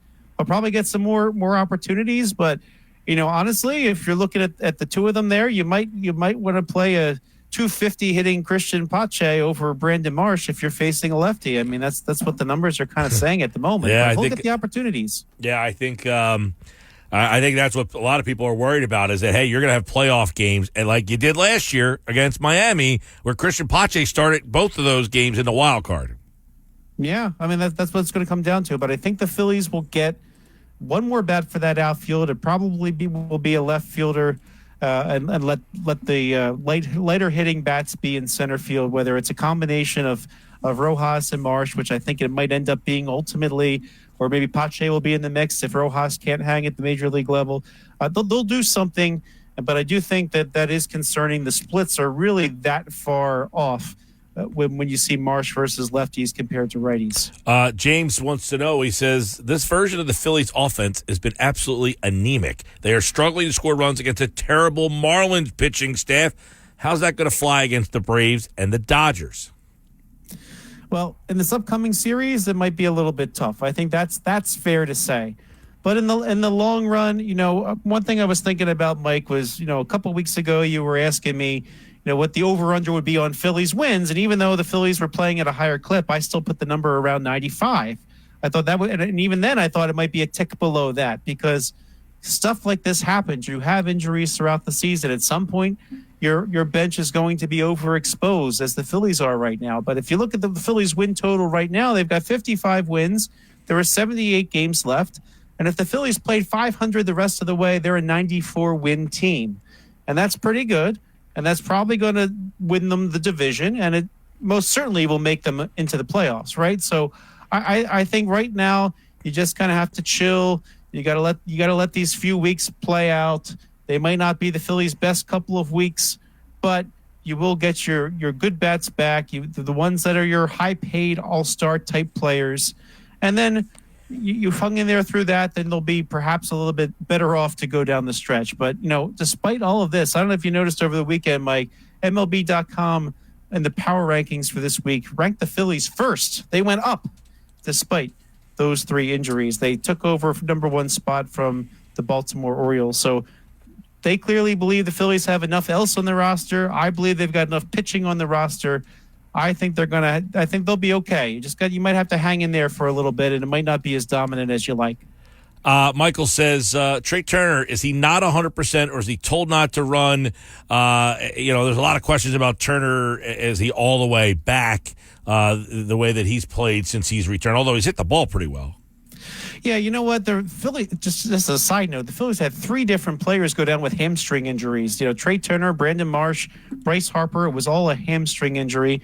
And in fact, I think a reporter asked Rob Thompson, is there something going on here that you need to look at? And he said, well, I don't think there's any type of connection among them, but, we'll look into it. But, I think what happens is, and if you ever had an injury of the sort yourself, Mike, once you come back from that injury, you're probably a little tentative, right? The thing about these guys, they bust it down the line every time. And when they had their injuries, what were they doing? Busting it down the line. So I can understand that almost mentally there's a little sense of hesitancy in a player like Turner, who's just used to always giving it his all, afraid to get hurt again. I mean, I think that's what's happening here. I mean, he's been fully medically cleared. And so if there's a little bit of hesitation, I do believe that would just be a kind of a mental barrier that he's got to get over. You look at the data, though. The National Institute of Health says, that they're in the first year after a hamstring injury, it's more likely to reoccur. So I think with stuff like that in mind, a player could be a little bit tentative. But I think he'll get comfortable again. I think he'll get to the point where he forgets about it. But right now, it's just kind of human nature that you don't want to hurt that same spot that you hurt before. Frank, real quick, give us some insight on Michael Mercado. He's a really interesting arm. Michael Mercado, if you go back a few years, he was on the top 100 MLB prospect list, and this is the latest in the number of trades that the Phillies have made with the Tampa Bay Rays. Now, what happened here, the Phillies had a prospect named Adam Leverett. He was a Double-A Reading last year, and in the offseason, the Rays were facing a little roster crunch, and Michael Mercado was on the 40-man roster. They didn't see an immediate opening for him, so he was traded to the Phillies for Adam Leverett. And so the Phillies really got a lot out of him. He was pretty near dominant down at AAA Lehigh Valley, and ERA under 2, And he was kind of, I think I've mentioned his name on this show a few times, as sort of the next man up should the Phillies need somebody. So, he's somebody known with a decent fastball, curveball, cutter. I think he's learning how to pitch. He's kind of had a number of pitches in his arsenal. He's kind of getting it together. And I think this is what we've seen with the other trades the Phillies have made with the Rays, right? The Phillies got Christopher Sanchez with a trade from the Rays. Jose Alvarado, right? I think the Phillies have been really successful in taking these talented arms, all from the Rays, and shaping them into something. I think he's the latest example of that. And, he had a Tommy John surgery in 2019. He didn't pitch during the COVID year in 2020. So as he's kind of been working his way back, this is the year it seems to be coming together. So I think it'd be really interesting to see how he does. He's a righty arm. And tonight we'll really start to show that he belongs or doesn't belong in the major leagues. But I think he's definitely worth taking a look at. Certainly, you'd prefer to have Turnbull around still, the latest injury, and of course Walker. We were talking about him last week. I think as a fifth starter, he does just fine. But it's nice. There's an opportunity here to give the Phillies a little window into who Mercado is, and can he stay in the major leagues? Because hey, this is another one of their trade success stories. With Tampa, even that deeper. You got Alvarado and Christopher Sanchez from Tampa, by the way. This is the third in the line of minor league Rays trades. So. I went and picked Michael Mercado up for my fantasy team, figuring, hey, if he gets me 8 strikeouts in 6 innings tonight, I'll take it. Frank Close's mailbag is always open at Frank Close on Twitter. And, of course, Tuesdays right here on the Sports Bash Live on 97.3 ESPN. It's Phillies and Cubs tonight down at Wrigley. Have you ever been to Wrigley? Oh, many, many times. More than I can count. Many, many times. Okay, well, told me. I've been there once. Great place to visit. Yeah, I got to get back there. I've been there once. I got to get back. All right, Frank. Thanks, buddy. Thanks, Mike. All right, Frank Close, everybody, 97.3 ESPN.com. Phillies Insider here on the Sports Bash, 97.3 ESPN. We're taking you till 6 o'clock tonight. And don't forget, Phillies 4th of July baseball on 97.3 ESPN. This hour of the show brought to you by Broadlee's Plumbing, Heating, Air Conditioning, your trusted source for heating, plumbing, service, and installation for generations. Call them at 609-390-3907 or visit them online at broadlees.net. Thursday at 1:30, Phillies and Cubs. Saturday at 6:30, it's Phillies and Braves. You can listen to both games on 97.3 ESPN. You're listening. Save on O'Reilly Brake Parts Cleaner. Get 2 cans of O'Reilly Brake Parts Cleaner for just $8. Valid in-store only at O'Reilly Auto Parts. O'Reilly Auto Parts.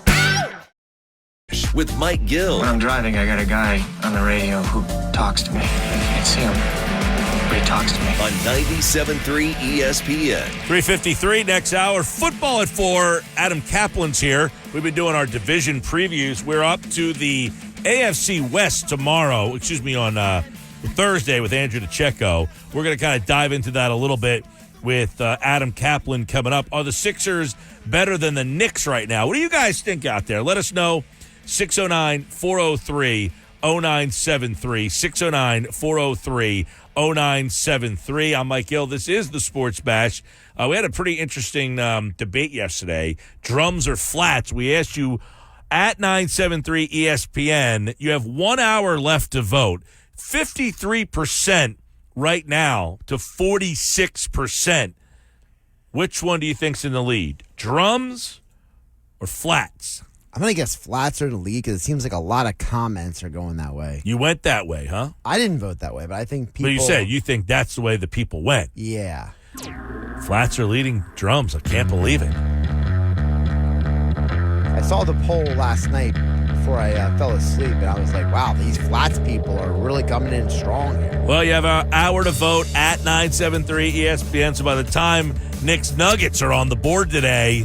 We'll update him on the poll question. But, yeah, right now, the flats are beating the drums. At 973 ESPN on Twitter X. You can vote over there. You can also watch the show live on Twitter X. Just use the hashtag SBLive to find us. I'm Mike Gill, and this is the Sports Bash on 97.3 ESPN. Phillies baseball is on the 4th of July on 97.3 ESPN. The coverage starts at 1:30. And this Saturday, it's Phillies-Braves. Coverage starts at 6:30. Phillies baseball right here on 97.3 ESPN. Football at 4 is up next. 97.3 ESPN presents the Sports Bash with Mike Gill. It's time for Football at 4 with Adam Kaplan, powered by the Inside the Birds podcast. I give my heart and soul to this franchise, as so many of us do. Now live, this is Football at 4. Football at 4, powered by the Inside the Birds podcast. It's brought to you by Bet365. Whatever the sport, whatever the moment, it's never ordinary at Bet365. Adam Kaplan from the Inside the Birds podcast is here, which you can get on all podcasting platforms. Just search Inside the Birds and their YouTube channel. Don't forget all their Patreon content and more on their YouTube channel. Just search Inside the Birds. Adam Kaplan is here, and we've been doing our division previews with Andrew on Thursdays, and one of the divisions we looked at a couple weeks ago was the AFC East. We're going to take a look at the divisional odds and how they have changed post mini camps and all that good stuff here with Adam Kaplan now on the Sports Bash Live. By the way, Thursday when Andrew's back, we will look at the AFC West, and that will be our final look at the AFC. You know what that means, Andrew?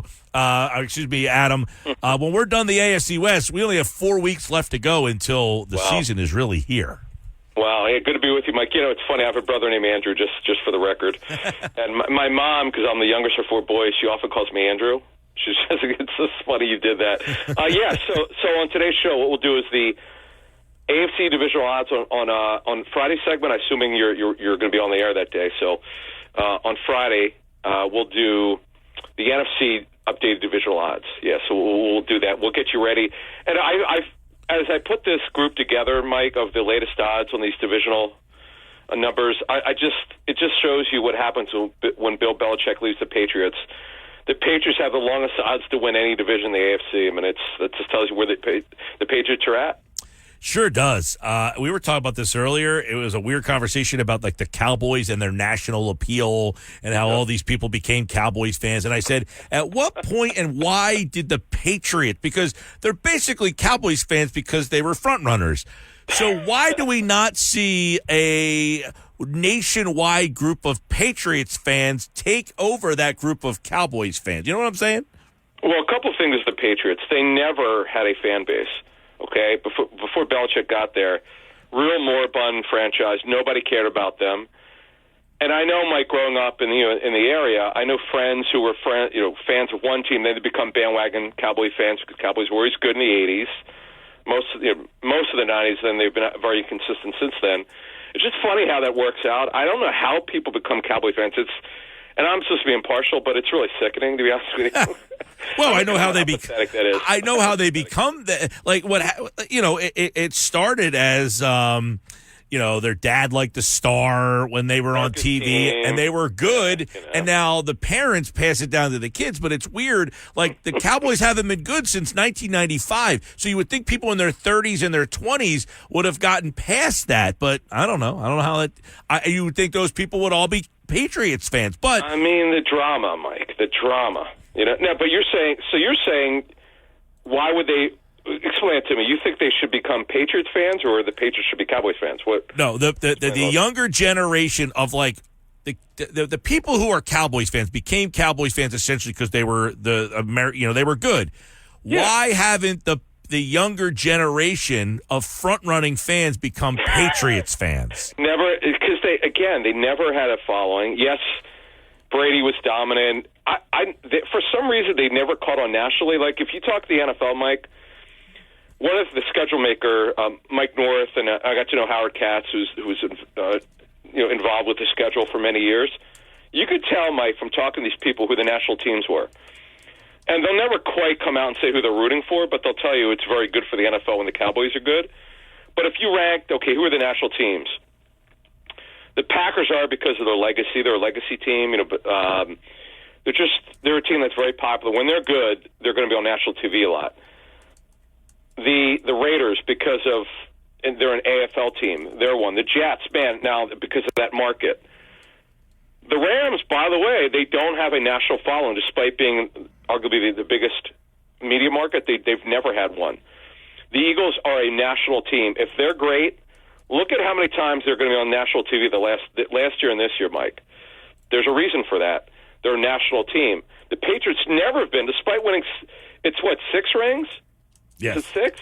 Mm-hmm. They've never been a national team. It's nobody cares about them. They're the team that time has forgotten. Like I'm telling you, nobody cares about them. Well, they're plus 1,800. They are the longest shot, but that division is going to be a really, really interesting 3-team race.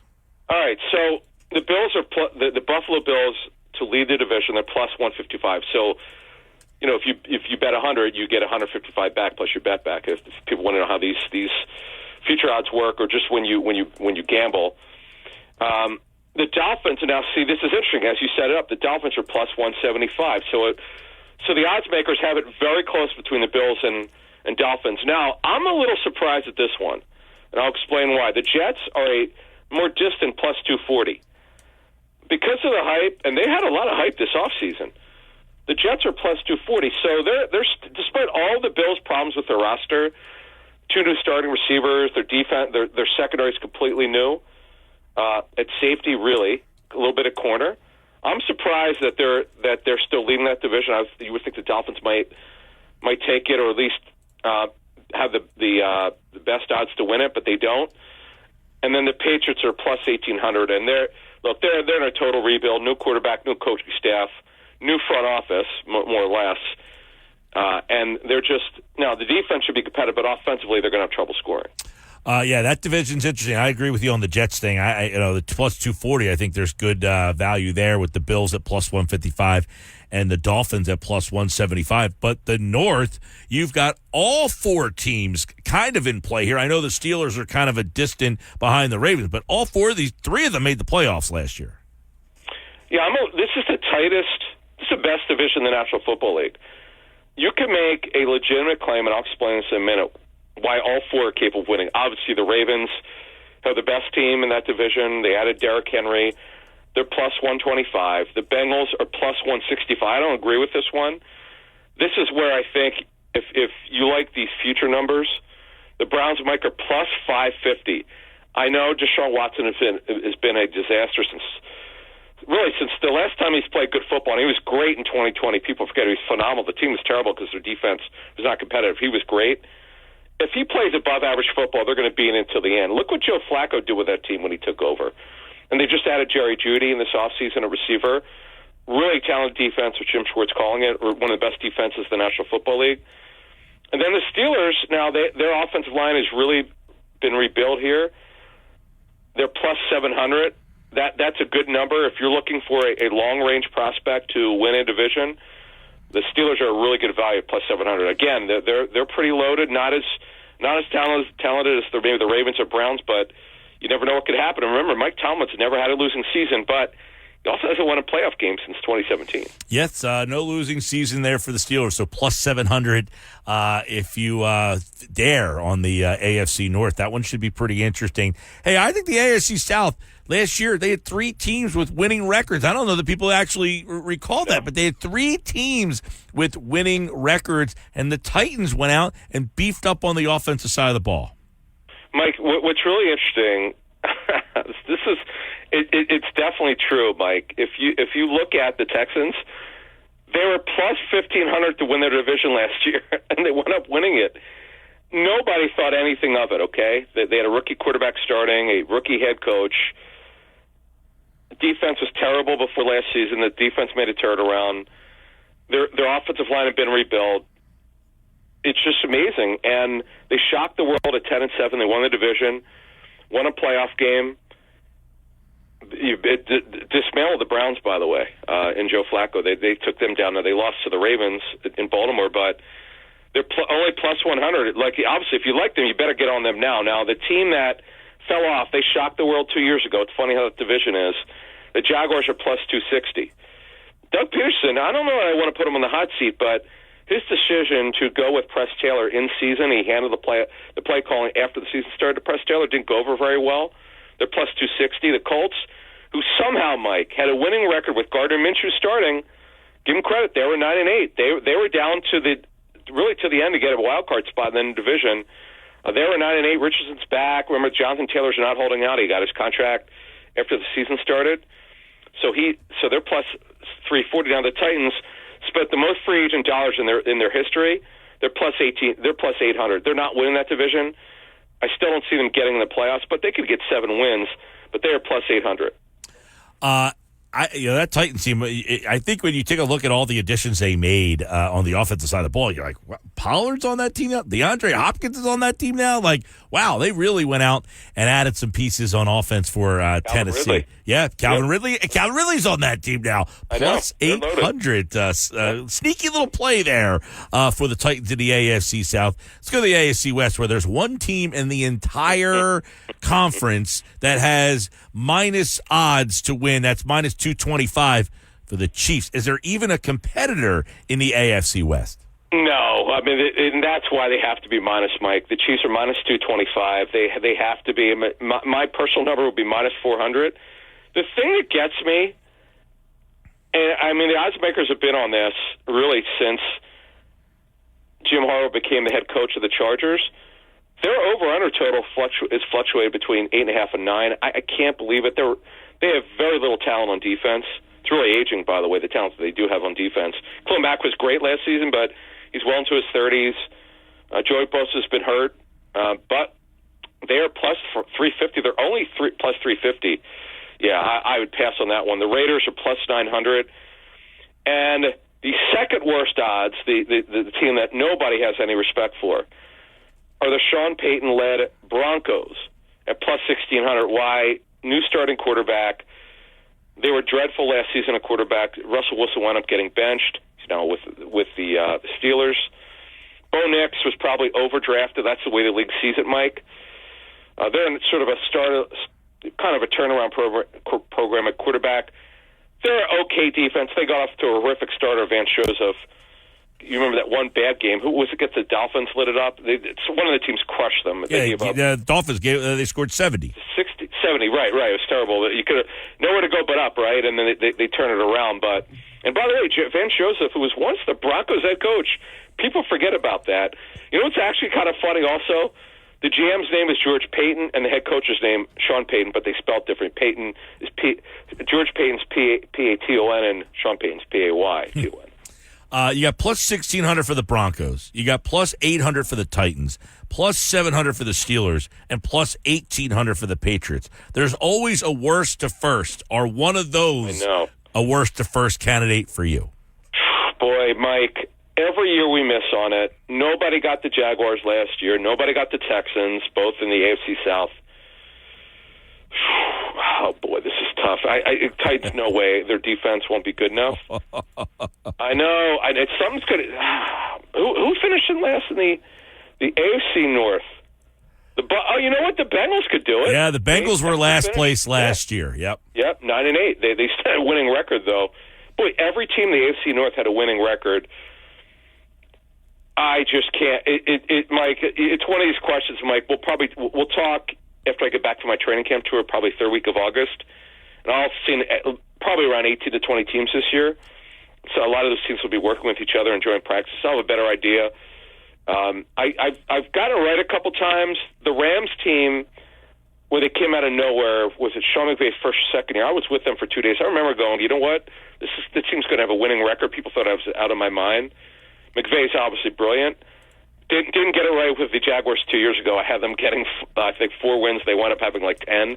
No, again, I didn't like I had the Texans under last year. It didn't go well. But there's going to be somebody who comes out of absolute nowhere.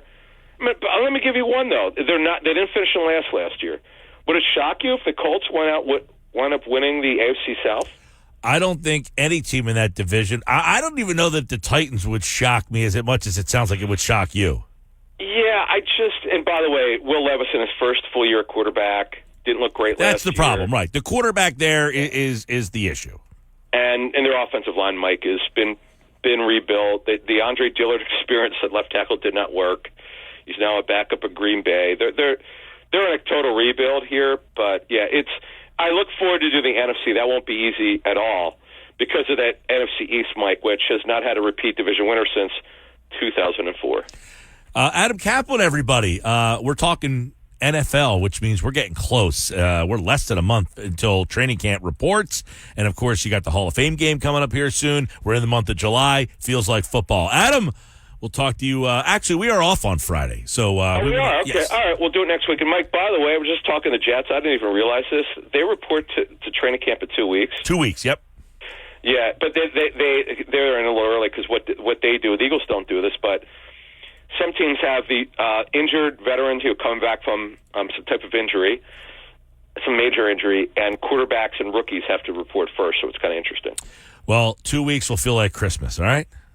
Sounds good. Take care, buddy. Adam Kaplan, everybody, here on the Sports Bash Live on 97.3 ESPN for another edition of Football at 4. I like looking at the conference like that, and we're doing the division previews on Thursdays with Andrew, although we won't be on Thursday because of the 4th of July. We'll have the Phillies game on. Chiefs minus 225. They're the only team in the entire AFC that you're not making any money on if you bet them.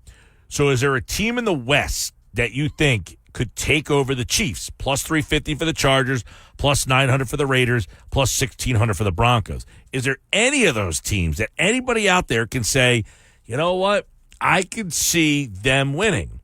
Now, the Chargers have Herbert, so do you give them a shot? The Raiders, I mean, their situation with Carr is a mess. And the Broncos, I mean, Bo Nix, really? I mean, is the Chiefs' reign in any peril in the AFC West? We'll talk about that with Andrew as our next division preview. You go to the South. Last year, the Texans came out of nowhere to win that division. I think they were over-under in Vegas was like 4 wins. They're plus 100. Is it definitive for you guys that the Texans are the best team in the AFC South? I mean, the Jaguars were the favorite last year. They ended up disappointing. The Colts won 9 games with Gardner Minshew. That Titans team, man, it's a shame that Will Levis. Now, maybe Will Levis is way better than we thought. Maybe Will Levis is ready to take that next step. I don't see it. I'm not a big Will Levis guy, but they actually have Mason Rudolph's on that team, and so is Malik. Who was the guy? Malik. What the heck was his name? The third-round pick out of Liberty. Oh, Malik Willis. Malik Willis. Well, he's on the roster, too. So they do have other options if Levis stinks. I mean, the bigger thing with Tennessee is that they added Tony Pollard. They added Calvin Ridley. They improved the offensive line. They got Ridley. And by the way, DeAndre Hopkins is there, too. So they got Hopkins, Ridley, Pollard. I mean, they're plus 800. Are they so – if you asked me to take a long shot, they would probably be it. Of all the long shots that you mentioned with Adam, they're one of the two that stand out to me the most, because the other one is the AFC North, because I feel like you can make an argument for almost any of those teams to win that division. No doubt. I mean, put it this way. The Ravens are plus 125. You can get more money back on your bet for betting the Ravens to win the division than you can the Texans. That's true. Yeah. The thing with the Texans is, at least for me, and they got better this offseason. They added Danielle Hunter on the defensive side of the ball. They brought in Stephon Diggs on the offensive side of the ball. Texans, they definitely didn't sit on their hands. So it's like they are not a team that is just running it back. They said, hey, last year was a good year. Let's get better. Whereas in the AFC North, it felt like every team did something, but not significantly something. No, the North, I mean, the Steelers went out and got Russell Wilson and added Justin Fields. So did their quarterback situation improve over Kenny Pickett and Mason Rudolph last year? And they also overhauled their wide receiver position. So I think even though the Steelers made the playoffs last year, they're predicted to be the worst team in that division this year, which is interesting. And you can make an argument that if T.J. Watt didn't sustain the injuries he did last year, do they win more games? You could also make the argument that they made the playoffs last year and improved. Correct. And yet are predicted to be in last place. So to me, I would argue that the Steelers have a better chance of winning their division than the Titans do winning their division. Well, the only problem with that comment is the Browns, Bengals, and Ravens, I think, are all three better than the Texans. I do like the Texans a lot, but the Ravens, Bengals, and Browns, I think, all have the ability to be better than the Texans, Jaguars, and Colts. That's your problem. True. That's true. But still, what's the odds again for the Steelers? Plus 700. it's not an insurmountable number. It's not like you're going out there with plus 1,500 or something. Well, the Patriots are plus 1,800. Patriots have no chance. The Jets are plus 240. Patriots are walking out to Vince McMahon's no chance in hell right now. Jets are plus 240. Dolphins are plus 175. And the Bills are plus 155. I really like the Dolphins and Jets in those odds. I don't like the Bills winning that division at all. Yeah. I like the Jets at plus 275. I mean, that's the one to me that I would take. I think it's a good. I think if you took the Jets to win the division, you're feeling pretty good about it. 420. Ha ha ha. Sports Bash Live, 97.3 ESPN. Actually, what you should do is you should bet the Jets, Mike. And then if they start the season off hot, then cash out immediately in case somebody gets injured. True. Where does Aaron Rodgers in Egypt right now? Yeah, he's traveling around the world. All right, Sports Bash Live. That's nuts. 97.3 ESPN, the 97.3 ESPN free mobile app. Keith Smith at 5 o'clock tonight. We'll talk NBA free agency about 5 o'clock, 40 minutes from now. We'll talk to Keith Smith. For those of you who will be around on the beach Thursday, 4th of July, Phillies and the Cubs on 97.3 ESPN. Bring the radio to the beach, listen to the game, and also Saturday, 6:30, Phillies and Braves right here on 97.3 ESPN. When we come back, we'll update that poll question from yesterday's discussion. Flats are beating drums right now. And I know Earnshaw's thrilled right now. More Sports Bash coming up on 97.3 ESPN. We have the drive into summer with the Honda CR-V and Accord, your fun-to-drive weekend getaway vehicles. From Honda, the 2024 Kelley Blue Book's KBB.com best value brand. So hurry in to the Honda Summer Event. For a limited time, well-qualified buyers can get a 2.9% APR on a 2025 CR-V or 2024 Accord.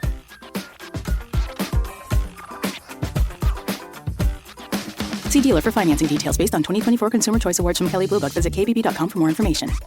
Traffic. You come with me. The Sports Bash with Mike Gill on 97.3 ESPN and the 97.3 ESPN free mobile app. 428 Sports Bash Live, 97.3 ESPN, 5 o'clock. Keith Smith, NBA free agency, all the latest. What could be next for the Sixers? He'll break it all down for us right now. It's another edition of Nick's Nuggets with Nick Earnshaw. He joins me on the Sports Bash Live on 97.3 ESPN with another edition of the Nuggets. They're brought to you by Bet365. Whatever the sport, whatever the moment, it's never ordinary at Bet365. All right, Nick Earnshaw. So the poll question has been up for about 24 hours now, and amazingly, the Flats are still in the lead over the Drums. Yeah, I got a nice, 8-point lead right now, 54 to 46% on the Twitter poll question, Flats or Drums. Mike, you're not going to win this one. Well, a couple votes just came in. A couple of votes just came in and swung it a little closer. It's now 53-46. All right, I'm holding it. It's going to happen. I'm confident the Flats are going to win this poll, win this discussion, because they're just so much better than Drums, Mike. So much better. It's not close. I can't believe the amount of traction this thing had. People talking to me off the air. By the way, you have just under an hour to vote at 973 ESPN. Right now, 53% Flats, 46% Drums. Which team are you on? Team Drums or Team Flats when you go out and get a wing? Let us know. Yeah, I know this was a big topic of conversation in the 5 o'clock hour yesterday after the Nuggets. I heard a ton of conversation surrounding this Drum versus Flats. Did you really think Drums was going to blow Flats out of the water? I'm stunned. I'm stunned at the reaction for the Flats. I am not. I think Flats are far superior. I mean, that's why you had people text in yesterday. When people ask for an only specific wing, they're asking Flats only, Mike. It's always Flats only because it's just so much better. But no, see, I think that you ask for Flats only because you know that most people eat Drums, so you have to ask for the Flats. No, I just don't think you want a mixture in there. Like me, when I go, I am one of those people. I will say Flats only. Give me only Flats because I don't want to have the Drums. The Drums, I kick to the side. I put them on the side. I'm like, anyone want them? I'll give them away for free. Unbelievable. Well, we'll see what the poll looks like in less than an hour. It's pretty close right now. It is. It is close. I will say that it's close, but I think Flats will come away with the victory. All right. Nugget number one. We've been talking about this today a lot. Are the 76ers better than the New York Knicks? Mike, I think even, listen, to say the least, like, we have to say first, the Sixers are not done. They still have to fill out a roster, and that still has to be done. There's going to be more moves made, etc. But I still think they're better than the Knicks. I think they're better. They're a better team today than they were in the postseason just a couple of days ago from where the roster was, right? And you know why I think they're better than the New York Knicks? Because the New York Knicks prioritize the wings, right? They go out and get a non-all-star in Mikal Bridges, who, they fill out the Nova Knicks roster, essentially, but they lost Hartenstein, Mike. Do they know they're going to have to go up against Joel Embiid? I mean, Joel Embiid was dropping 50 on them in that last playoff series on one leg and half a face. So, I mean, they have to remember that Mitch Robinson has had injury problems. He's not, I don't think he's a great guy to put up against Joel Embiid. I think Embiid will take him to school all day. But losing Hartenstein is huge. He goes to the Oklahoma City Thunder. They're a little bit smaller. The Sixers are much bigger than them at this point. Like, you add Paul George, who can defend and shoot the three. OG Anunoby, yeah, he's a nice player. Mikal Bridges, nice player. I think they're a good team. I think the Sixers now, with the 3 stars that they do have, are a matchup problem for the Knicks. And with whatever moves they also make in the coming days and weeks, I think that'll surpass them even more in the standings for sure heading into next year. Hey, listen, I said it at the start. I'll say it again. I think the Sixers are not only better than the Knicks. I thought they were better than the Knicks when they played them last year. Yeah. I got to give credit, though. I think the Knicks outplayed the Sixers. I think Josh Hart had an outer body experience. He had 4 threes 3 times in that series after not making 4 in any series, any game all season long. Isaiah Hartenstein is going to be a huge challenge for them to replace. I think he was a big factor in that series. But I think the Sixers, look, they've made additions. They're going to get Randall back. They brought Bridges on board. But I thought Paul Hudrick brought up a great point when he was on earlier. If you said that Paul George went to Villanova and Mikal Bridges went to Fresno State, you wouldn't think that those 2 players are in the same league. One's a 9-time All-Star. The other one hasn't sniffed an All-Star game. So the Sixers got a player, and he broke it down really good. He said Paul George is significantly better than Tobias Harris. They're not even in the same stratosphere. No. You were rocking out there with Tobias Harris. Now you got Paul George. Huge difference there. I think the Sixers have surpassed the Knicks, and quite frankly, I don't think it's all that close. Yeah, and could you imagine if you take out Tobias Harris out of that lineup and then you plug in a Paul George in that series? I think the Sixers win the series in 6. That's to me. I said, look, if Embiid's healthy, I don't even need the complimentary pieces. If Embiid was just healthy, I think the Sixers would have won that series. Well, let's say he was still hurt and you've had Paul George instead of Tobias Harris. They win that series. There's no doubt about it. He hits some of those big shots. He's defending the guys on the perimeter. You could always look back, but I think heading into next season, the Sixers are significantly better. They now have Andre Drummond as well to come off the bench in the non-Embiid minutes. Remember, they were getting killed on the glass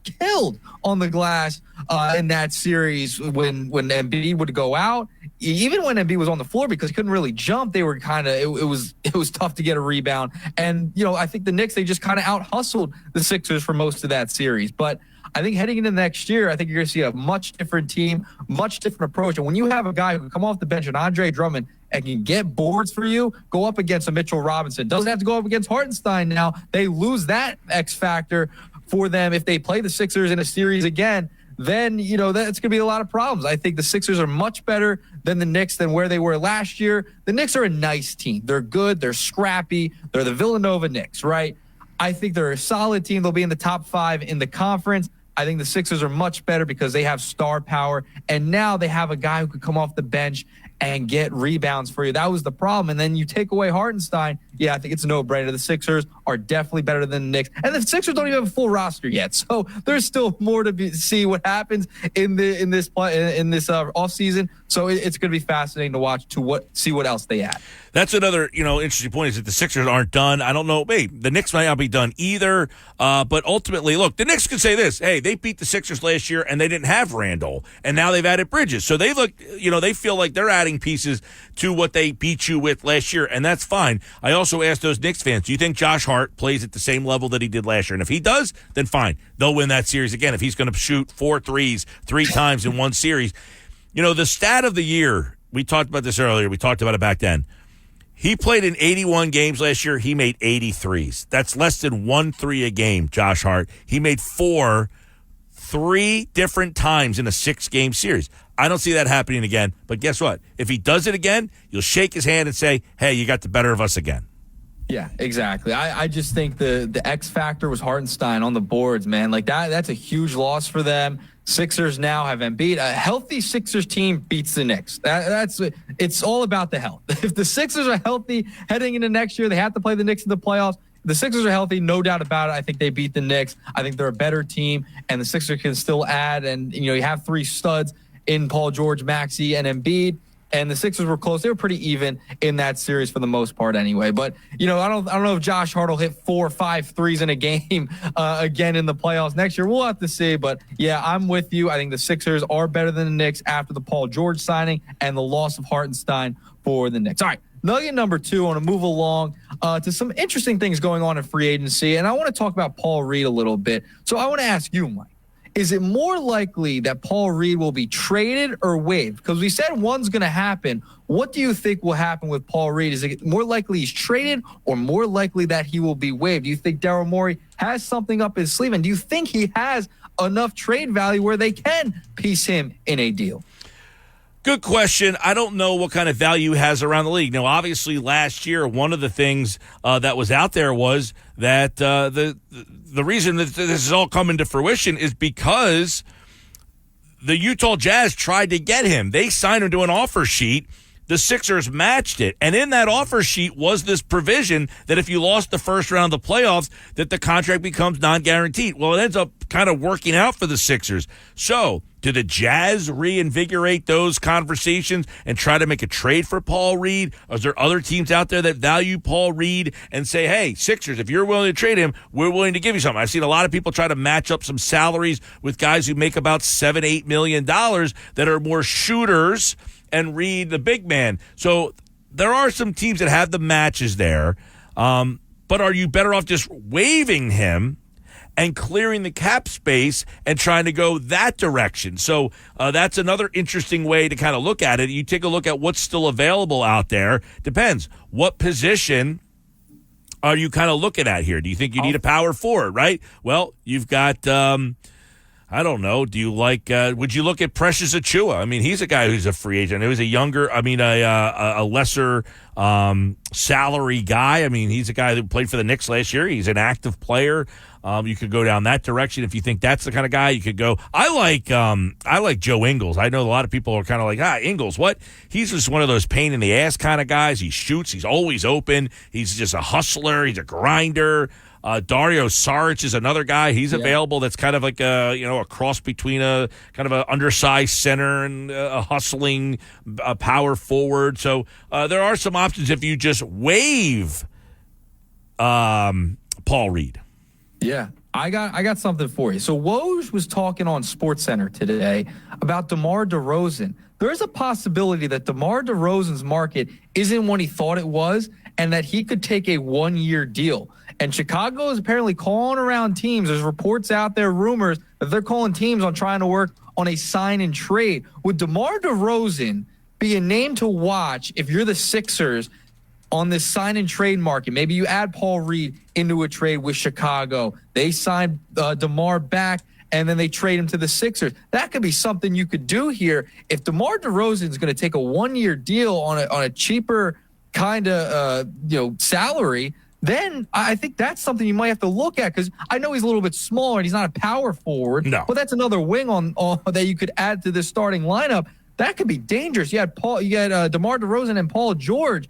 I mean, that's a pretty good starting lineup you have right there. Yeah, I mean, listen, if you can get him for a number that fits and he's willing to do, I mean, he might be one of these guys that says, hey, just give me the 1-year deal and I'll go back to free agency next year and I'll prove it. I don't think that the deal, if you could do a sign and trade and make that work, possibly, I think it would take a lot of wrangling to make that happen. But sure, if DeMar DeRozan, now the problem I would have that is you start to go down that road of you got this 34-year-old guy and that just doesn't seem to work out. So I would be I know as much as I like DeMar DeRozan, I think he's a really good player. I would be a little skeptical of just continuously adding older guys, Eric Gordon, another older guy. So it might sound good in theory, but keep in mind, these teams that just keep adding teams with older players, that doesn't ever seem to work out.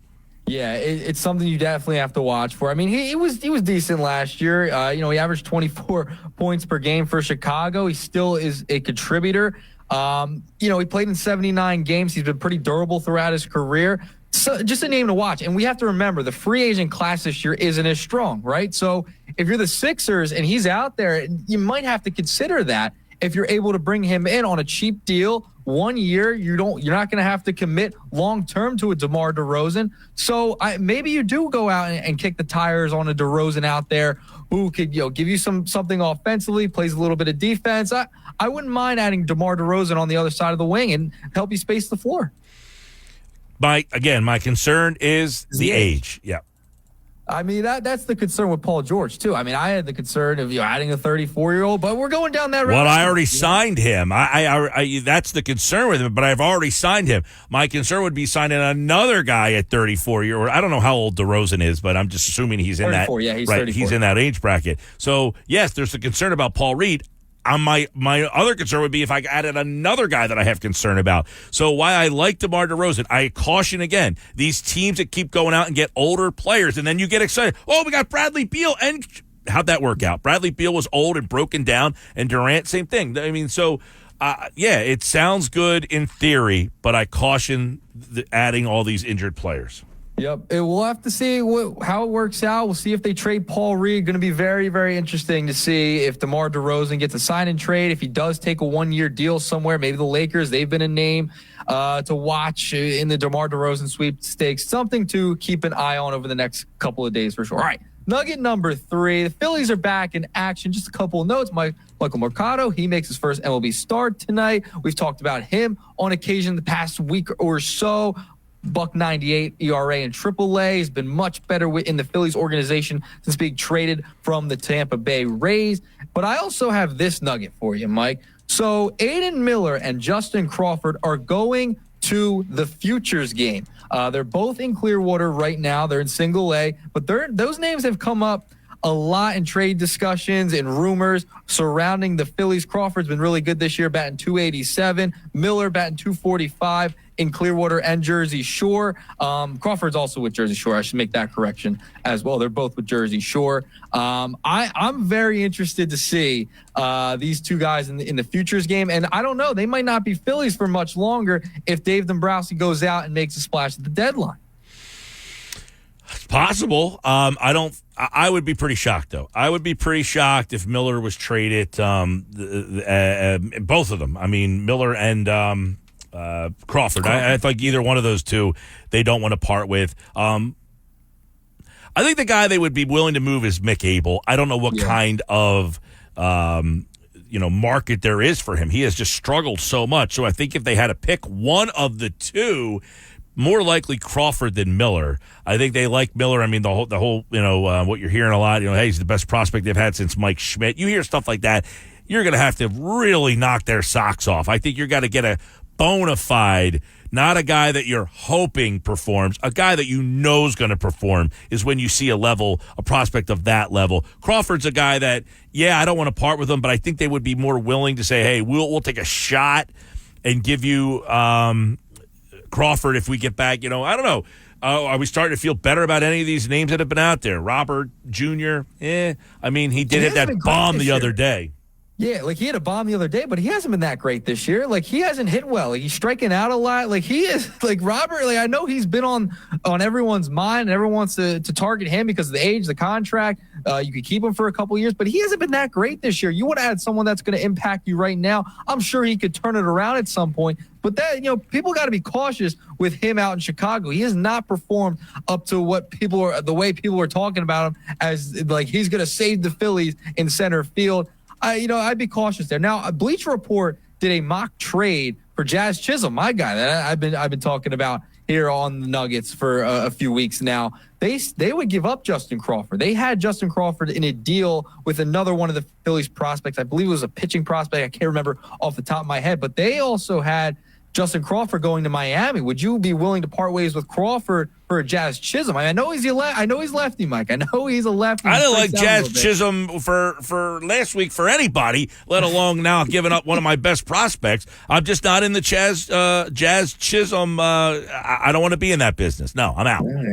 All right, you're out on Jazz. I'm in on Jazz. And you bring in Tanner Scott, too. You add maybe another prospect in there. You get Tanner Scott. Remember, they got those two names that Jim Bowden asked 35-plus executives about. Tanner Scott was number one, that he's definitely going to be moved. So maybe you can get something. If you get Jazz, too, you put in Tanner. That could be an option as well. I do like Tanner Scott. I did see that the Phillies actually had interest in him. So I am kind of, because I do think they could use another arm in the back end of the bullpen there.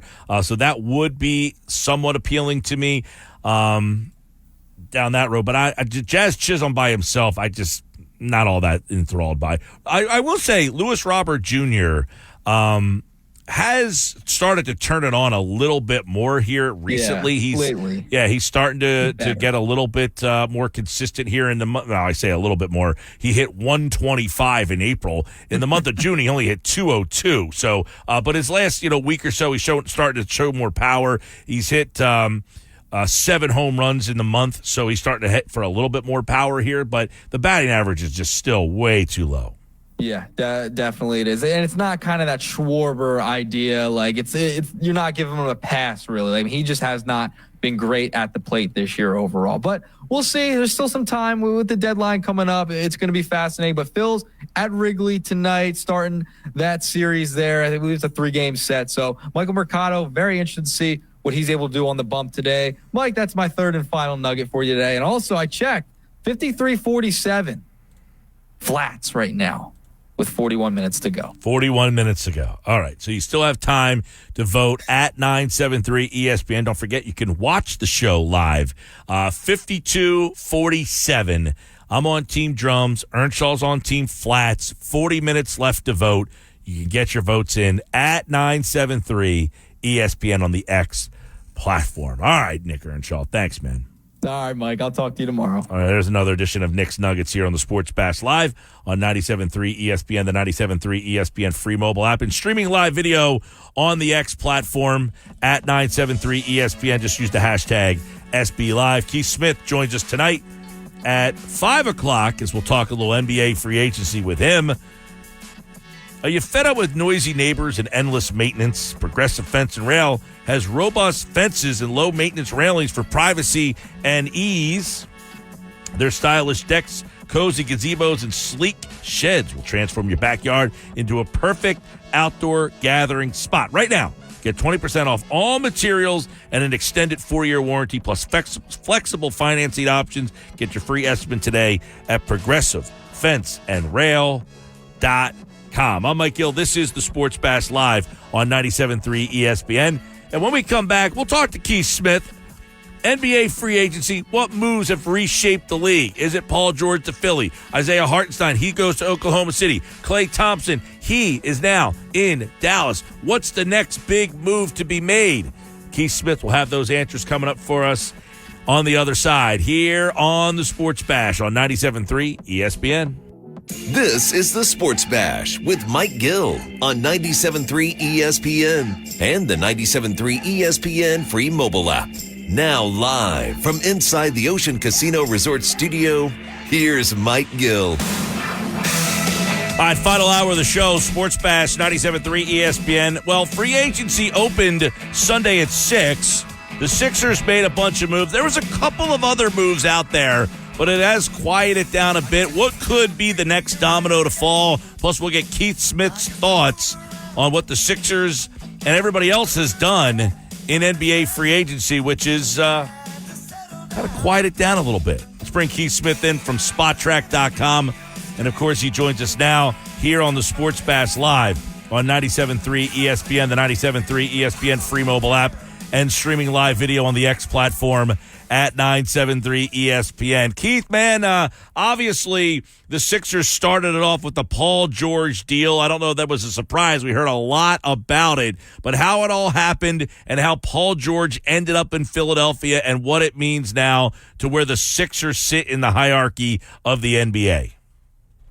Yeah, huge for them, right? You went all in a year ago on this plan to keep the powder dry, go into this summer with cap space, and come away with another star player in a rebuilt roster around Joel Embiid and Tyrese Maxey, and that's what they've executed on here. This has been a really, it was a long year last year, I get it, but, so far, so good. They've got a few more roster spots to fill out, but, they've done a really good job. Paul George obviously being the big one, but I thought they've had some nice depth additions around him as well to add to Embiid and Maxey. So all around, good summer for Philadelphia so far. Yeah, let's, Philly obviously has had some really good teams, and we're always talking about they're right there, and it's all about Embiid's health.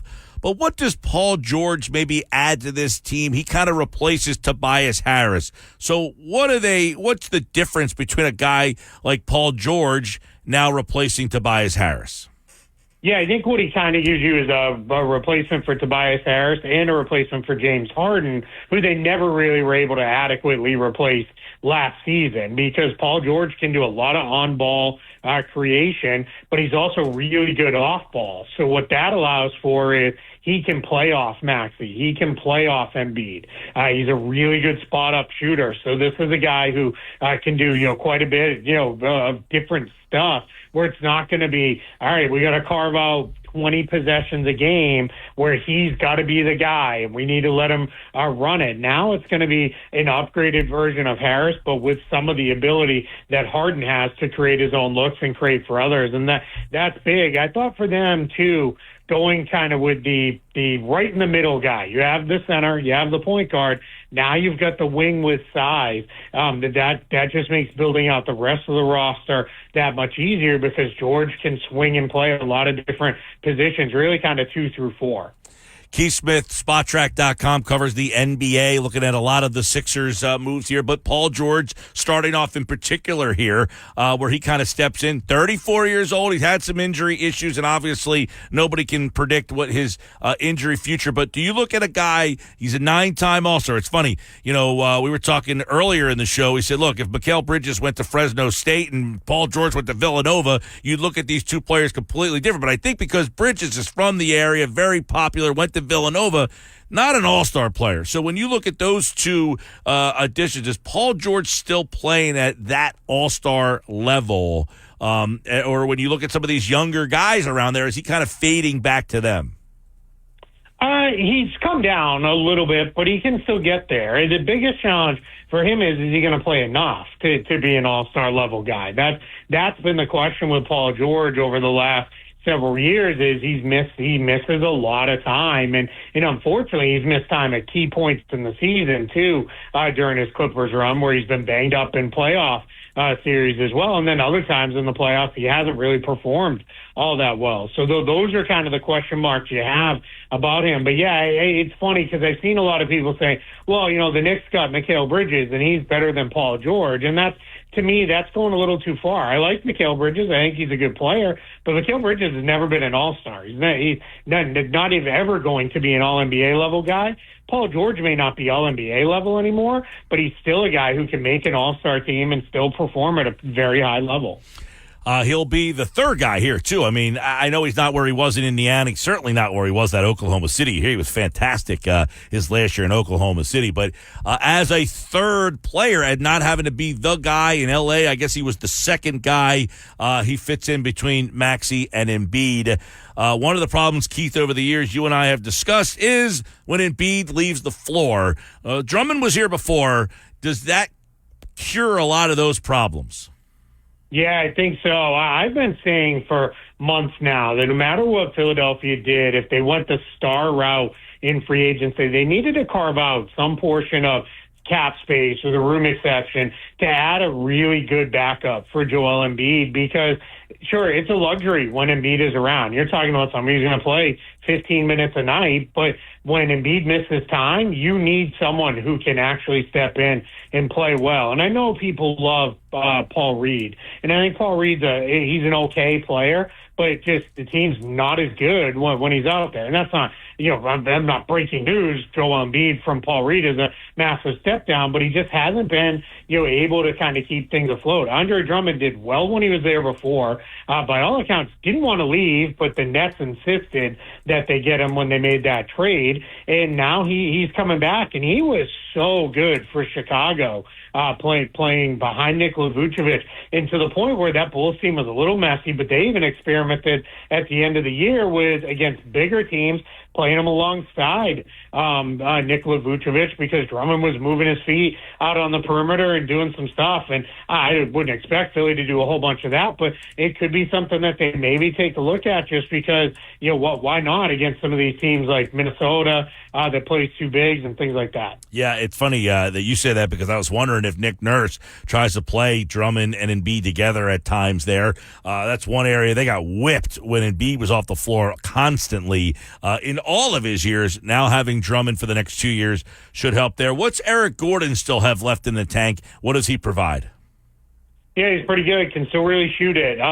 His big problem in Phoenix was there was a lot of mouths to feed. So when he was on that team, it was basically go stand in the corner and it'll eventually come your way. I think on second units, what Nick Nurse is going to have to balance a little bit here is you got to make sure Eric Gordon gets enough touches to get in a rhythm and not just be somebody who is just standing, outside, and that's all he's kind of doing. You need to really put him in a position where he is going to get touches and he's going to be able to, get enough shots up that he's in rhythm. But that's tough to do because you already have George, Embiid, and Maxey, and then Kelly Oubre is the guy who also needs shots and touches. So that's going to be a little bit of the balancing act, but I think Eric Gordon will be okay for them. He's also shown a little bit more playmaking, which is an odd skill to kind of develop this late into his career, but we have seen him do some of that as well. So those are the three new pieces. They obviously bring Maxey back. What's next? What other move can Daryl Morey? So, Keith Smith, you're watching from afar. You're wondering what Morey's going to do. He obviously has spots he still needs to fill. They don't really have a 4 type of player on this team. So what in your mind, as you're trying to get in that, I don't want to ask anybody to get in the mind of Daryl Morey, but if you're trying, what do you foresee them still being able to do here? Yeah, let's see. So they've got about $9 million in cap space as things are structured right now. That would mean Paul Reed is waived and it moved on, or waived, and I mean you could re-sign him too. But as it stands right now, about $9 million in cap space. There's another kind of alternate path where they could keep Paul Reed and trade Paul Reed in a deal to bring in somebody who makes just shy of about $15 million. A lot of people are getting excited about a guy like Dorian Finney-Smith.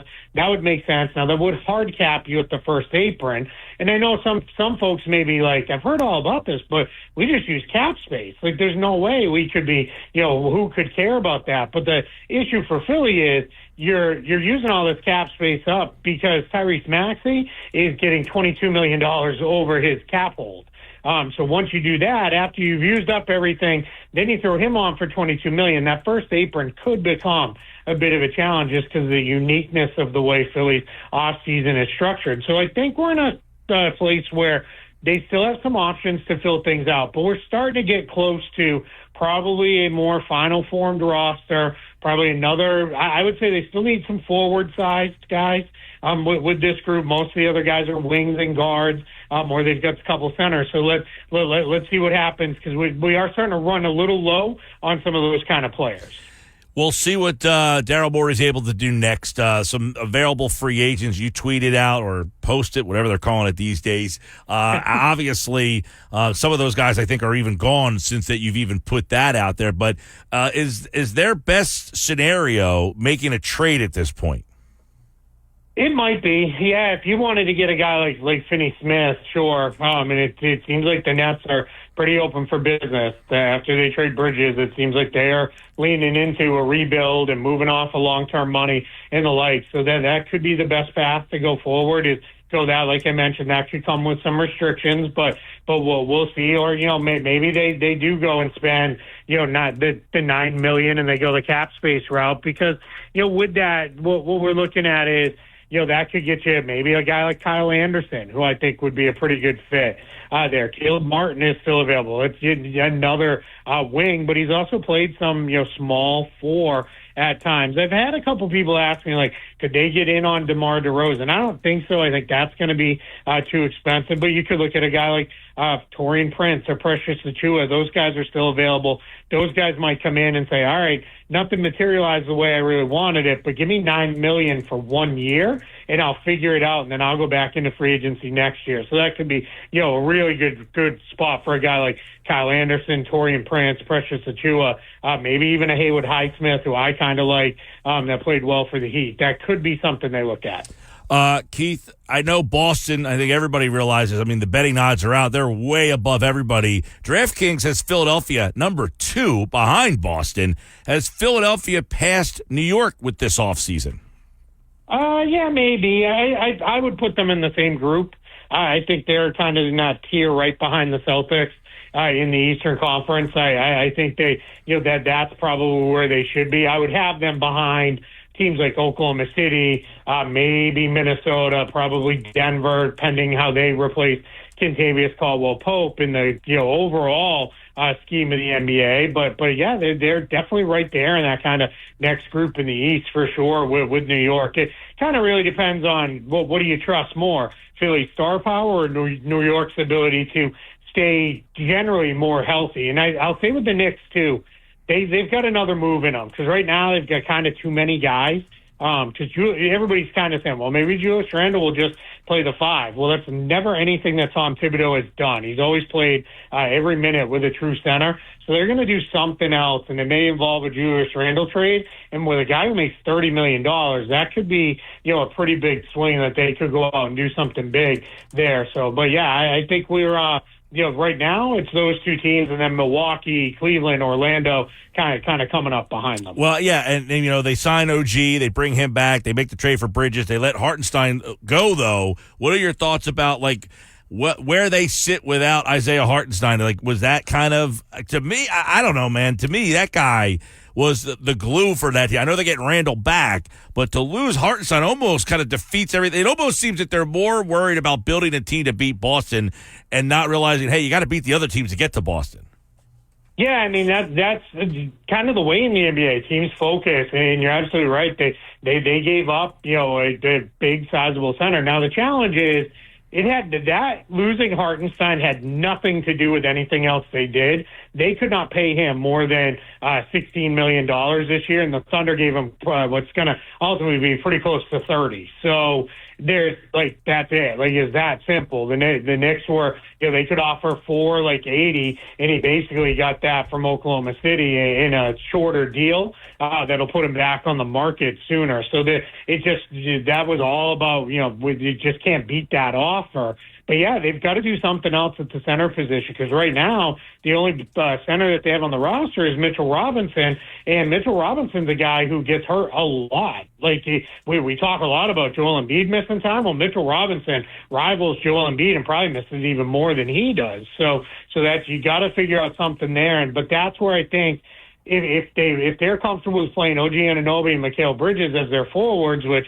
I don't know why they wouldn't be, I think that's where you could see a Julius Randle trade kind of loom large for them, going out and getting someone. And I'll also say this, the Bridges trade, I know it's been agreed to and announced, but it's not done. They could always expand that, get into a bigger deal where they rope in a third team or something like that, and bring in somebody that we're not thinking about right now today.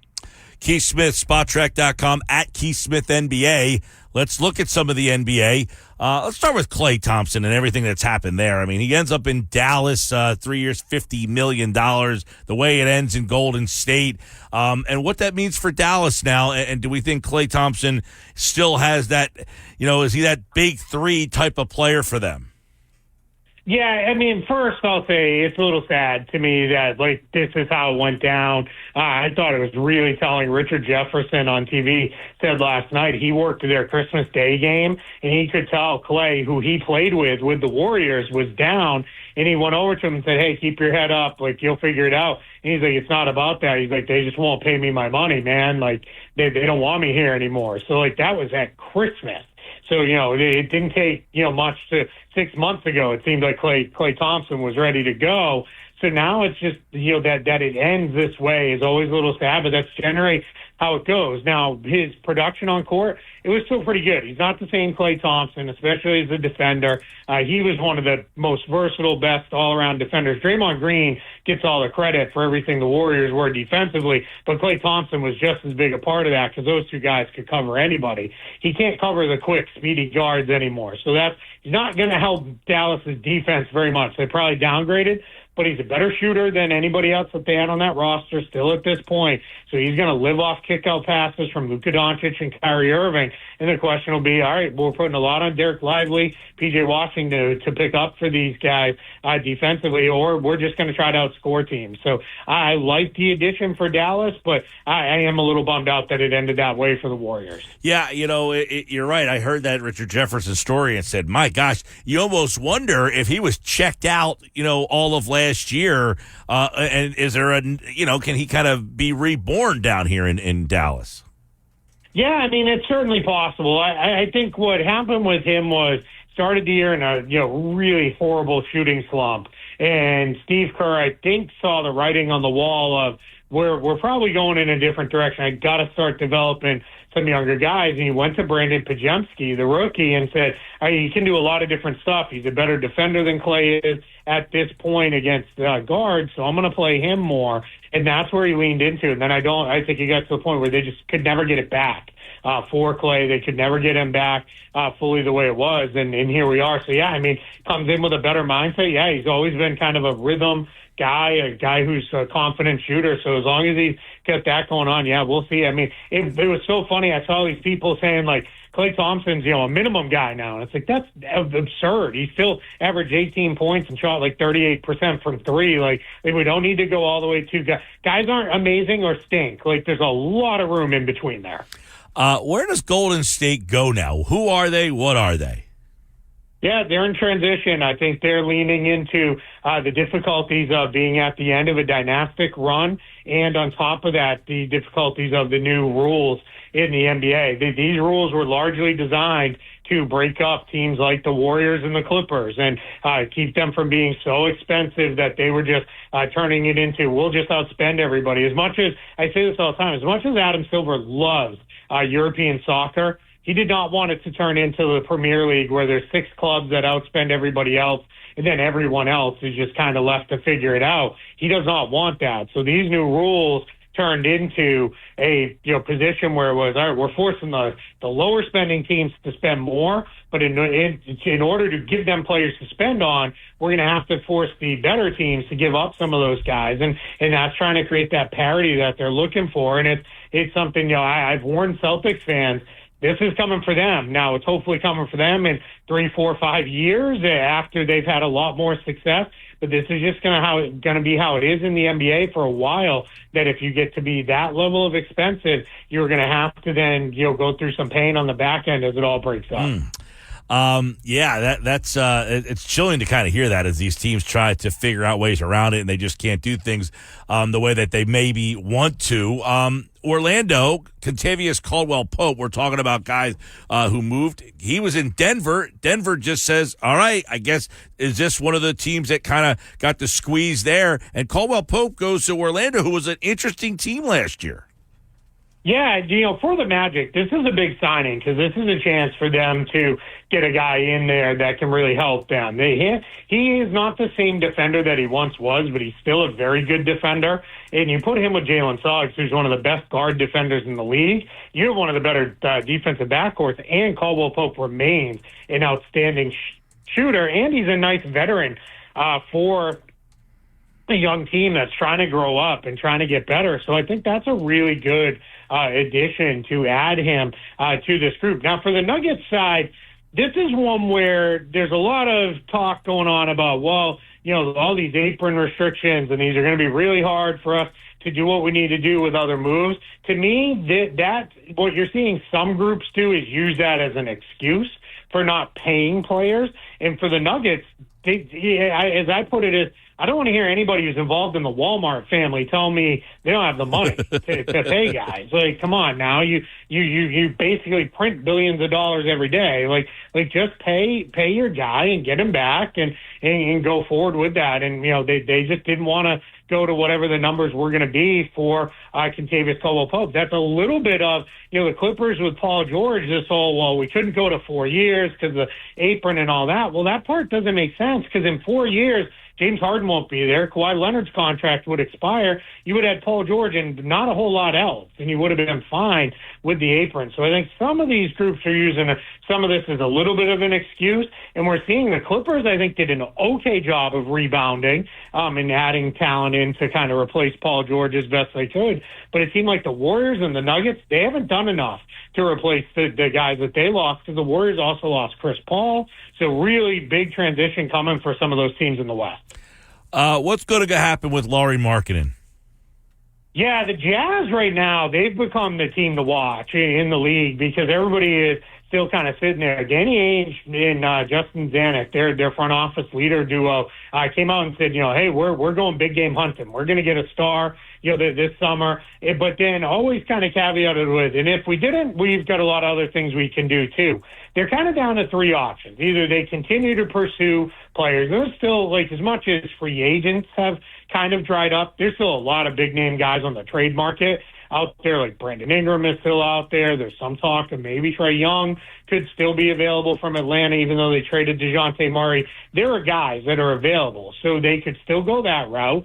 They could use a whole bunch of their cap space to renegotiate and extend Lauri Markkanen's deal, which would give him a much bigger number this year, and then would add years on to his deal going in the out years. Or they could, which is a very Danny Ainge thing to do, flip it entirely, trade Markkanen for a boatload of picks and say, hey, this draft that's coming up with Cooper Flagg and Ace Bailey and Dylan Harper and VJ Edgecombe, guess what? We're going to be in it all full, and we're going to be in it with 4 first-round draft picks. I really don't know what direction they're going to go, but they're the team to watch right now. DeMar DeRozan, what's the read there? Yeah, he's leaving the Bulls. That much is clear. He has basically told everybody, I'm done. And it sounds like a lot of his reason with being done with the Bulls goes back to them trading Alex Caruso. That was, for him, was, all right, we're going in a different direction. We're not trying to win here. I want to go. So the problem is, he's a free agent, and the destinations for him are not great. Unless he and Utah want to link up, or he wants to go to Detroit, we're about out of cap space teams, and that's going to be hard. So maybe there's a sign and trade, but there was news today that DeMar DeRozan has kind of let it be known, hey, if I have to play for the mid-level exception this year for enough money to fit a team in under the apron or something like that, I'll do it for 1 year, and then I'll figure it out in free agency again next year. And that's not a bad path, because DeMar DeRozan can still really, really play. A lot of Sixer fans wondering if there was a way they could finagle that. That would probably be a lot of gymnastics.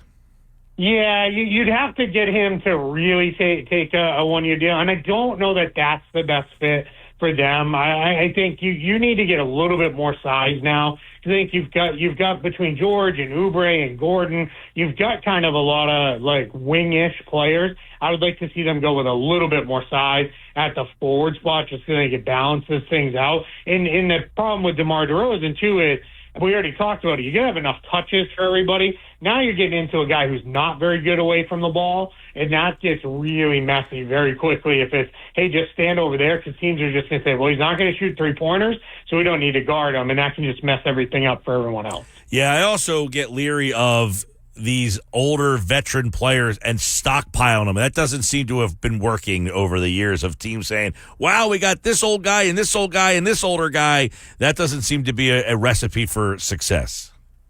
Yeah, sometimes. Now, I will say DeRozan's been extremely durable throughout his career, so I'm not worried about him. But you start doing too many of that, and the wheels come off all of a sudden. You're looking like that's when everybody goes back to, now it's through tweets, but it used to be things like Sports Illustrated covers of who's stopping this team, and then everybody gets their jokes off 6 months later when it's like, the injured reserve stopped that team because they all ended up hurt. Last guy I want to ask you about, because the Dario Saric, he's a free agent as well. And I know Philadelphia needs a guy that can just kind of be a grinder. Would that be a fit? Yeah, absolutely would be. Now, it's funny, you bring him up. Hit a triple-double today for Croatia in the Olympic qualifying tournament. They crushed Slovenia and Luka Doncic. Croatia went out there and beat them very handily behind Dario Saric and then old friend Mario Hezonja, who's still kind of toying with the idea of making a run back to the NBA. But Saric was terrific in that game, did a lot of different things. He could definitely be a team or a player, rather, could come back and help. He's a free agent. He's probably not going to break the bank. So he's definitely somebody where it would be almost kind of funny where it's like, man, this guy just never popped the way we hoped for the first time around, and now he comes back and he could be a really integral rotation guy for a team like Philadelphia. He'd be a wonderful addition for them. There's a guy. I actually like Joe Ingles a little bit. I know you see him a lot down there in Orlando, Milwaukee. I feel like he's the kind of guy that Philly never has. Just a pain in the ass grinder. Always seems to be open. Just knows his spot. I feel like that's the player they always lack.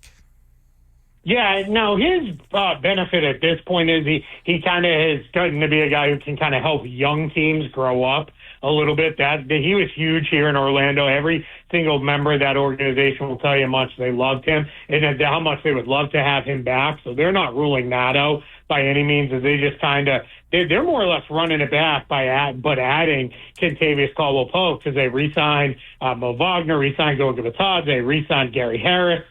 They've now done a renegotiation and extend to keep Jonathan Isaac in the fold. So this is a team that just, they are committed to the guys they have. So Ingles may get squeezed out roster-wise, but, yeah, he's somebody who could help out a lot of teams because he can shoot, pass, and he knows what he's doing out there. Just a grinder, man. That guy's just one of them guys. He always seems to be in the right spot at the right time. I feel like Milwaukee, he killed us. When Orlando killed us, always just seemed to be in that spot. All right, we broke down a whole bunch of stuff there as we are in the NBA free agency. We'll see if it picks back up. Keith Smith at Keith Smith NBA, and of course right here on the Sports Bash live on 97.3. But real quick, Hartenstein went to Oklahoma City. What does that do for them? Oh, huge. Now they've got a guy that can match up with Jokic, and they can play big against teams like Minnesota if they need to. That's a fantastic addition for them. And I'll say very quickly, a lot of people are like, I don't know, wasn't the key that they could go small with Chet Holmgren and he becomes a matchup nightmare? Guess what? You can still do that. And now you have the big fella who can kind of hold your own against the bigger teams. He should help their rebounding and interior defense, which were major sources of weakness for the Thunder. Love that pickup for them. All right, Keith, we'll talk to you soon, pal. Absolutely appreciate it. Have a happy and safe 4th of July. You do the same. Keith Smith, everybody, here on the Sports Bash Live, 97.3 ESPN. Great breakdown. Yeah, we talked so much about Hartenstein and what he means there. I think that makes him a big-time contender. All right, coming up, Phil says, Mike, I might be overly optimistic, but the Sixers' regular season should be good enough that Embiid and George can reduce minutes because they will be beating teams up. Obviously, health-wise, we think about 25 minutes a night. I don't think that's the way these teams operate. They're not, we have load management. They don't normally load manage their minutes. If they're playing, they're playing. But I can see them not having to, I agree with what you're saying, though, that I think the Sixers, look, when Embiid played last year, they were a top 2 team in the NBA. So they should be a top 3 seed and have a much better seeding situation than they did last year. All right, we'll come back at tonight's Big 3 here on the Sports Bash, 97.3 ESPN. What's the easiest choice you can make? Window instead of middle seat? Picking a vendor who sends a great gift basket? Outsourcing business tasks you hate? What about selling with Shopify? Whether you're selling a little or a lot, Shopify helps you do your thing, however you cha-ching. Shopify is the global commerce platform that helps you sell at every stage of your business. From the launch your online shop stage to the first real-life store stage, all the way to the did we just hit 1 million orders stage. Shopify's there to help you grow. Whether you're selling scented soap or offering outdoor outfits, Shopify helps you sell. Wherever and whatever you're selling, Shopify's got you covered. Sign up for a $1 per month trial period at shopify.com/try. Go to shopify.com/try now to grow your business, no matter what stage you're in. Shopify.com/try. The Sports Bash with Mike Gill on 97.3 ESPN and the free mobile app. There are no more excuses for Joel Embiid to not get out of the second round. Before, you could put it on James Harden, fair, unfair, truthfully, untruthfully, whatever that is. But now if you're Joel Embiid, you got to deliver, man. You got to find a way to make sure you get out of the first round. You get out of the second round. If you're not able to get to the Eastern Conference Finals with this basketball team, going into the playoffs, dude, you should, on paper right now, be the second best team in the Eastern Conference behind the Boston Celtics. The reason I'm not putting them there is I want to see if he can exactly deal with that kind of pressure. Freddie Coleman, celebrating 20 years of ESPN radio, said that here on 97.3 ESPN. Is he wrong? Of course he's not wrong. I don't have any problem ever blaming the team's best player. Like, to me, you're the best player, you get the blame, fair or unfair. Now, there are reasons why it's not fair, but if anybody wants to say Joel Embiid is the best player and that team hasn't gotten there and that's a disappointment, I got no problem with that. But are they excuses or circumstances? I feel like an excuse is a much more negative delineation because I don't know if we can blame, like, you can blame Joel generally, like, hey, you're the best player, like you said, but I mean, the Sixers have been through a lot of stuff, and I'm not sure if it's Joel's fault. Like, was it Joel's fault that his face was broken twice? First by Markelle Fultz, and well, then that's Siakam? part of the I don't want to say uniqueness, but part of the challenge of this all comes down to the injuries are always a factor. I don't know. Are they excuses or how do we? I call them circumstances. Whatever we want to call them, they constantly have been a hindrance for Joel. Sure. I said, listen, it's not his fault that he had knee surgery. It's not his fault that he had his face broken twice. It's not his fault. But it's part of the reason why your team loses. That's correct. So how do you delineate between what is an excuse? To me, an excuse is somebody coming up with an unrealistic reason. Like, for example, if someone says, I didn't do my homework, why? And then they come up with some, crazy reason why, oh, my dog ate my homework, or I, whatever. Like, that's an excuse to me. Like, it is what Joel Embiid has been through. I think these are valid reasons. The reasons out here are valid. But the problem is for Joel is it's every year. It's something different. Whether it's his fault or not, the thing will always be the injuries were what held him back. And in circumstantially held the Sixers back. Because if he's healthy, games that they've lost, series that they've lost, they probably would win if he was healthy. It's not his fault 9 times out of 10. It's not his fault. But if you can't count on him, what do we say? The best ability is availability. Right. And he has not been available. So is there a better way of describing the Joel Embiid predicament then? Like, is there a way to explain the injuries, the Ben Simmons choking in the Hawks series, the Jimmy Butler struggles in the Raptors series, the Tobias Harris doing nothing, all encapsulating that with the Joel Embiid injuries? Because if it's not all literally his fault and it's not a literal excuse, then, Mike, what do we say then about the Joel Embiid predicament? It's one of the more perplexing things. It's like you have this guy who's this unbelievable talent, but unfortunately is always hurt. It's not always his fault. Now, some people would say, yeah, it is his fault. You have knee problems. Why? Because you're carrying too much weight. You wouldn't have these knee issues if you weren't 280 pounds. Sure. Like, for example, the people who say you need to stop eating so much Chick-fil-A and that's why he has to have digestive problems. Like, I can see that. But those are specific isolated incidents. Those are not every single one of these on the list. Well, he's had multiple knee issues. This year he had a knee issue. Right, but the one problem was Kuminga fell on his leg. Is that his fault? Well, it depends. I mean, he had knee issues before the Kuminga thing, and then the Kuminga thing happened, and I think exasperated it. But he had admitted that he was having knee problems before that ultimately happened. But we had the conversation months ago. Shouldn't it be on the Sixers to say, Joel, you don't look right. You're not moving properly. You shouldn't be on the floor then. I guess, but I mean, there's some part of him probably saying, no, I want to be out there.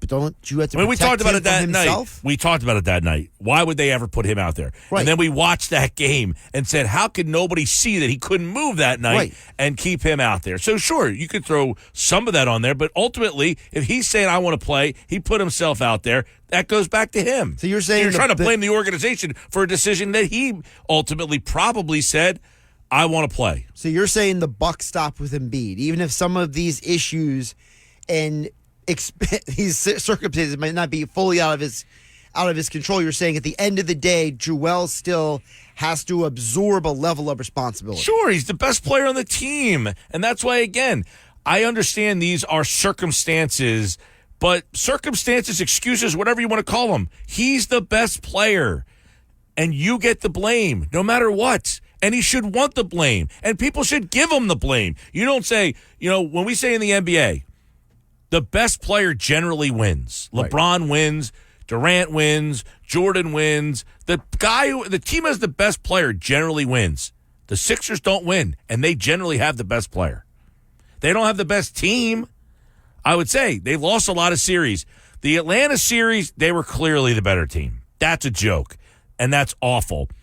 Why did they lose that series? Well, Ben Simmons was horrendous. Yes. But in the end, Joel Embiid, did you not have enough to say, Ben Simmons sucks right now, give me the ball? He didn't do that. See, that's a good question. Why has Joel Embiid in some of these moments not been more demanding, more assertive in these situations? Now, is it his personality? Is it him still learning how to be a superstar in the NBA? I don't know the exact answer for it, but yes, there can be an argument made that in some of these moments, Joel is not demonstrative enough. Right. I mean, listen, even though Joel did not play well in a lot of these moments, the Sixers were still good enough to beat the Hawks. There's a stat out there that if Ben Simmons just shot his normal free throw percentage, which is terrible, but if he just made like 46% of the free throws, they would have swept the Hawks.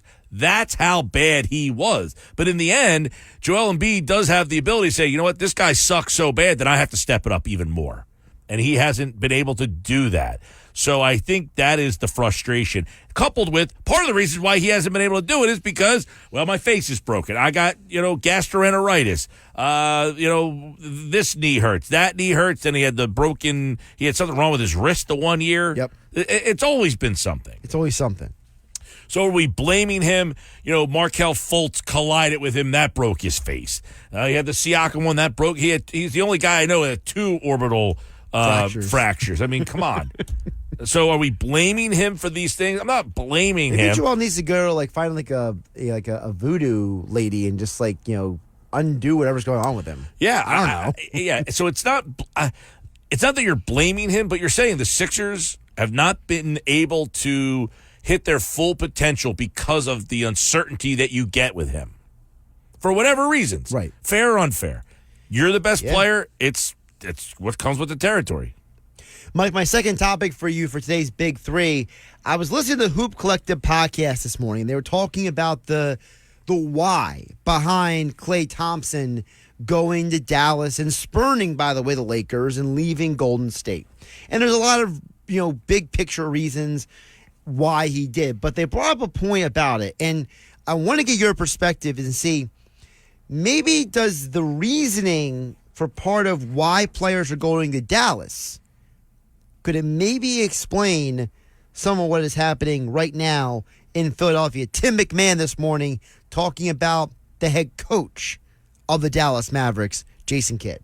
It's different when you're recruiting to play for Jason Kidd, frankly, than Rick Carlisle. It just is. Jay Kidd has a different sort of relationship, and players, I think, respect Rick's X's and O's mind, but I don't think there's necessarily a long line of free agents wanting to play for him.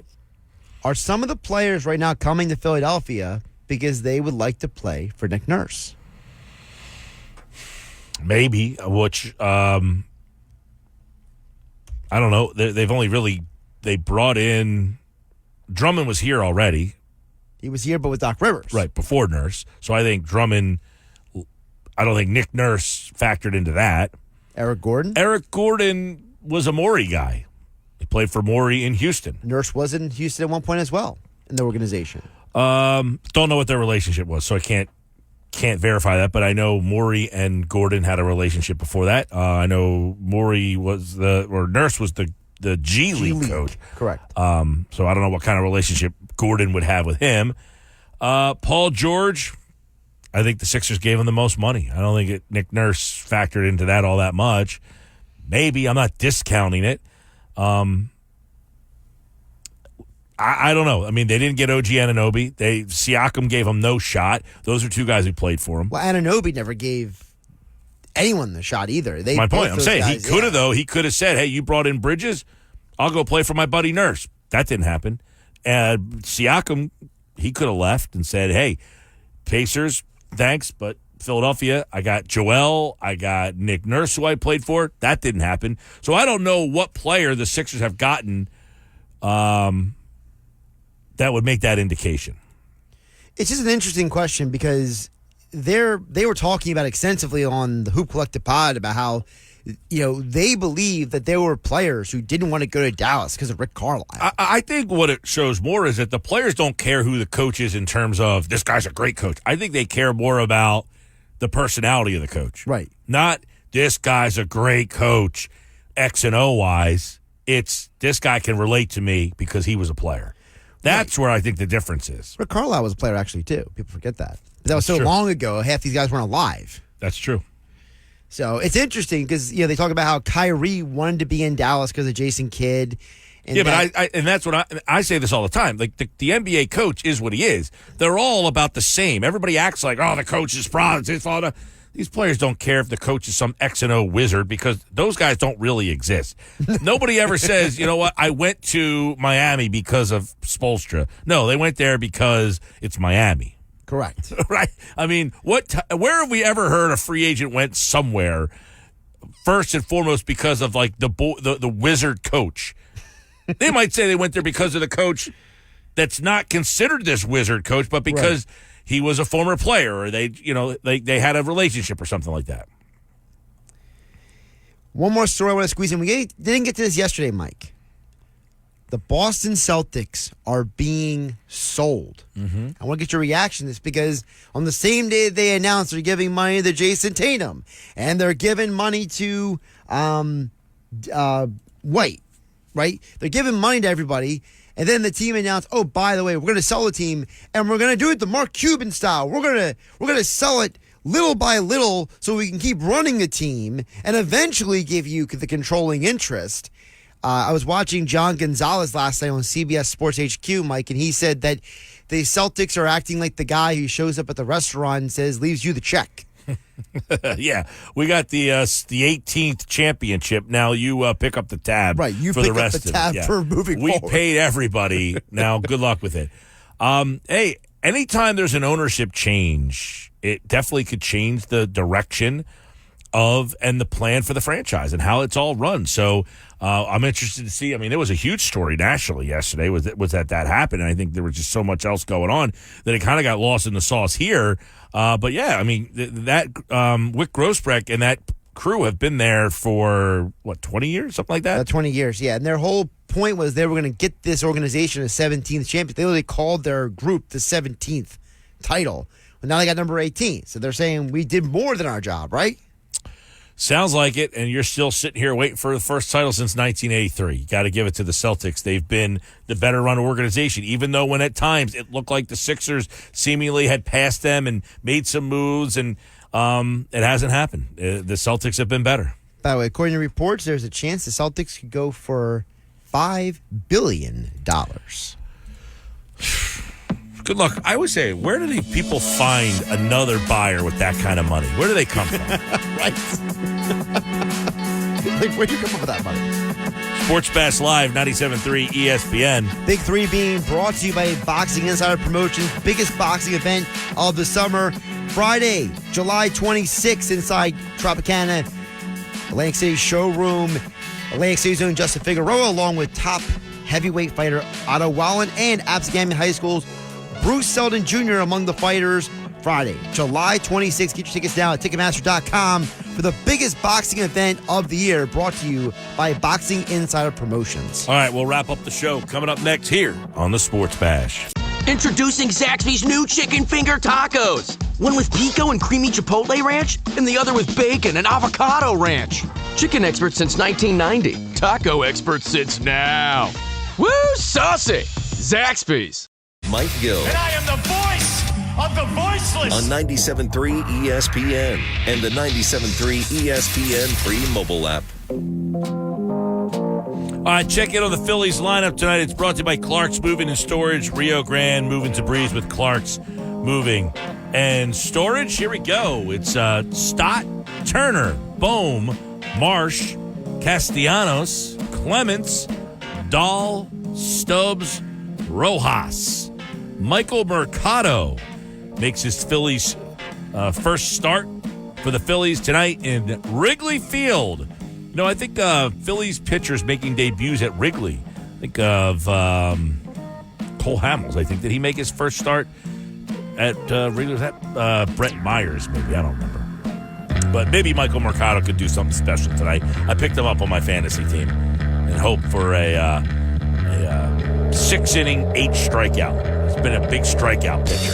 So if you want to find a little over-under on the Mercado strikeout number, take the over there. Stott, Turner, Bohm, Marsh, Castellanos, Clements, Dahl, Stubbs, Rojas. Sounds like a challenging night to score runs with that lineup there. Jeez. All right. Well, it's a good thing the Cubs are on a good offense, so.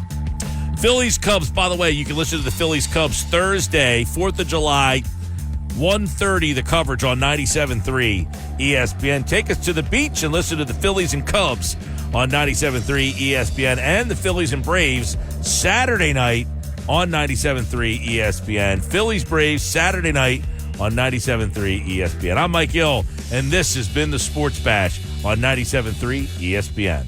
Introducing Zaxby's new chicken finger tacos. One with pico and creamy chipotle ranch, and the other with bacon and avocado ranch. Chicken expert since 1990. Taco expert since now. Woo, saucy! Zaxby's.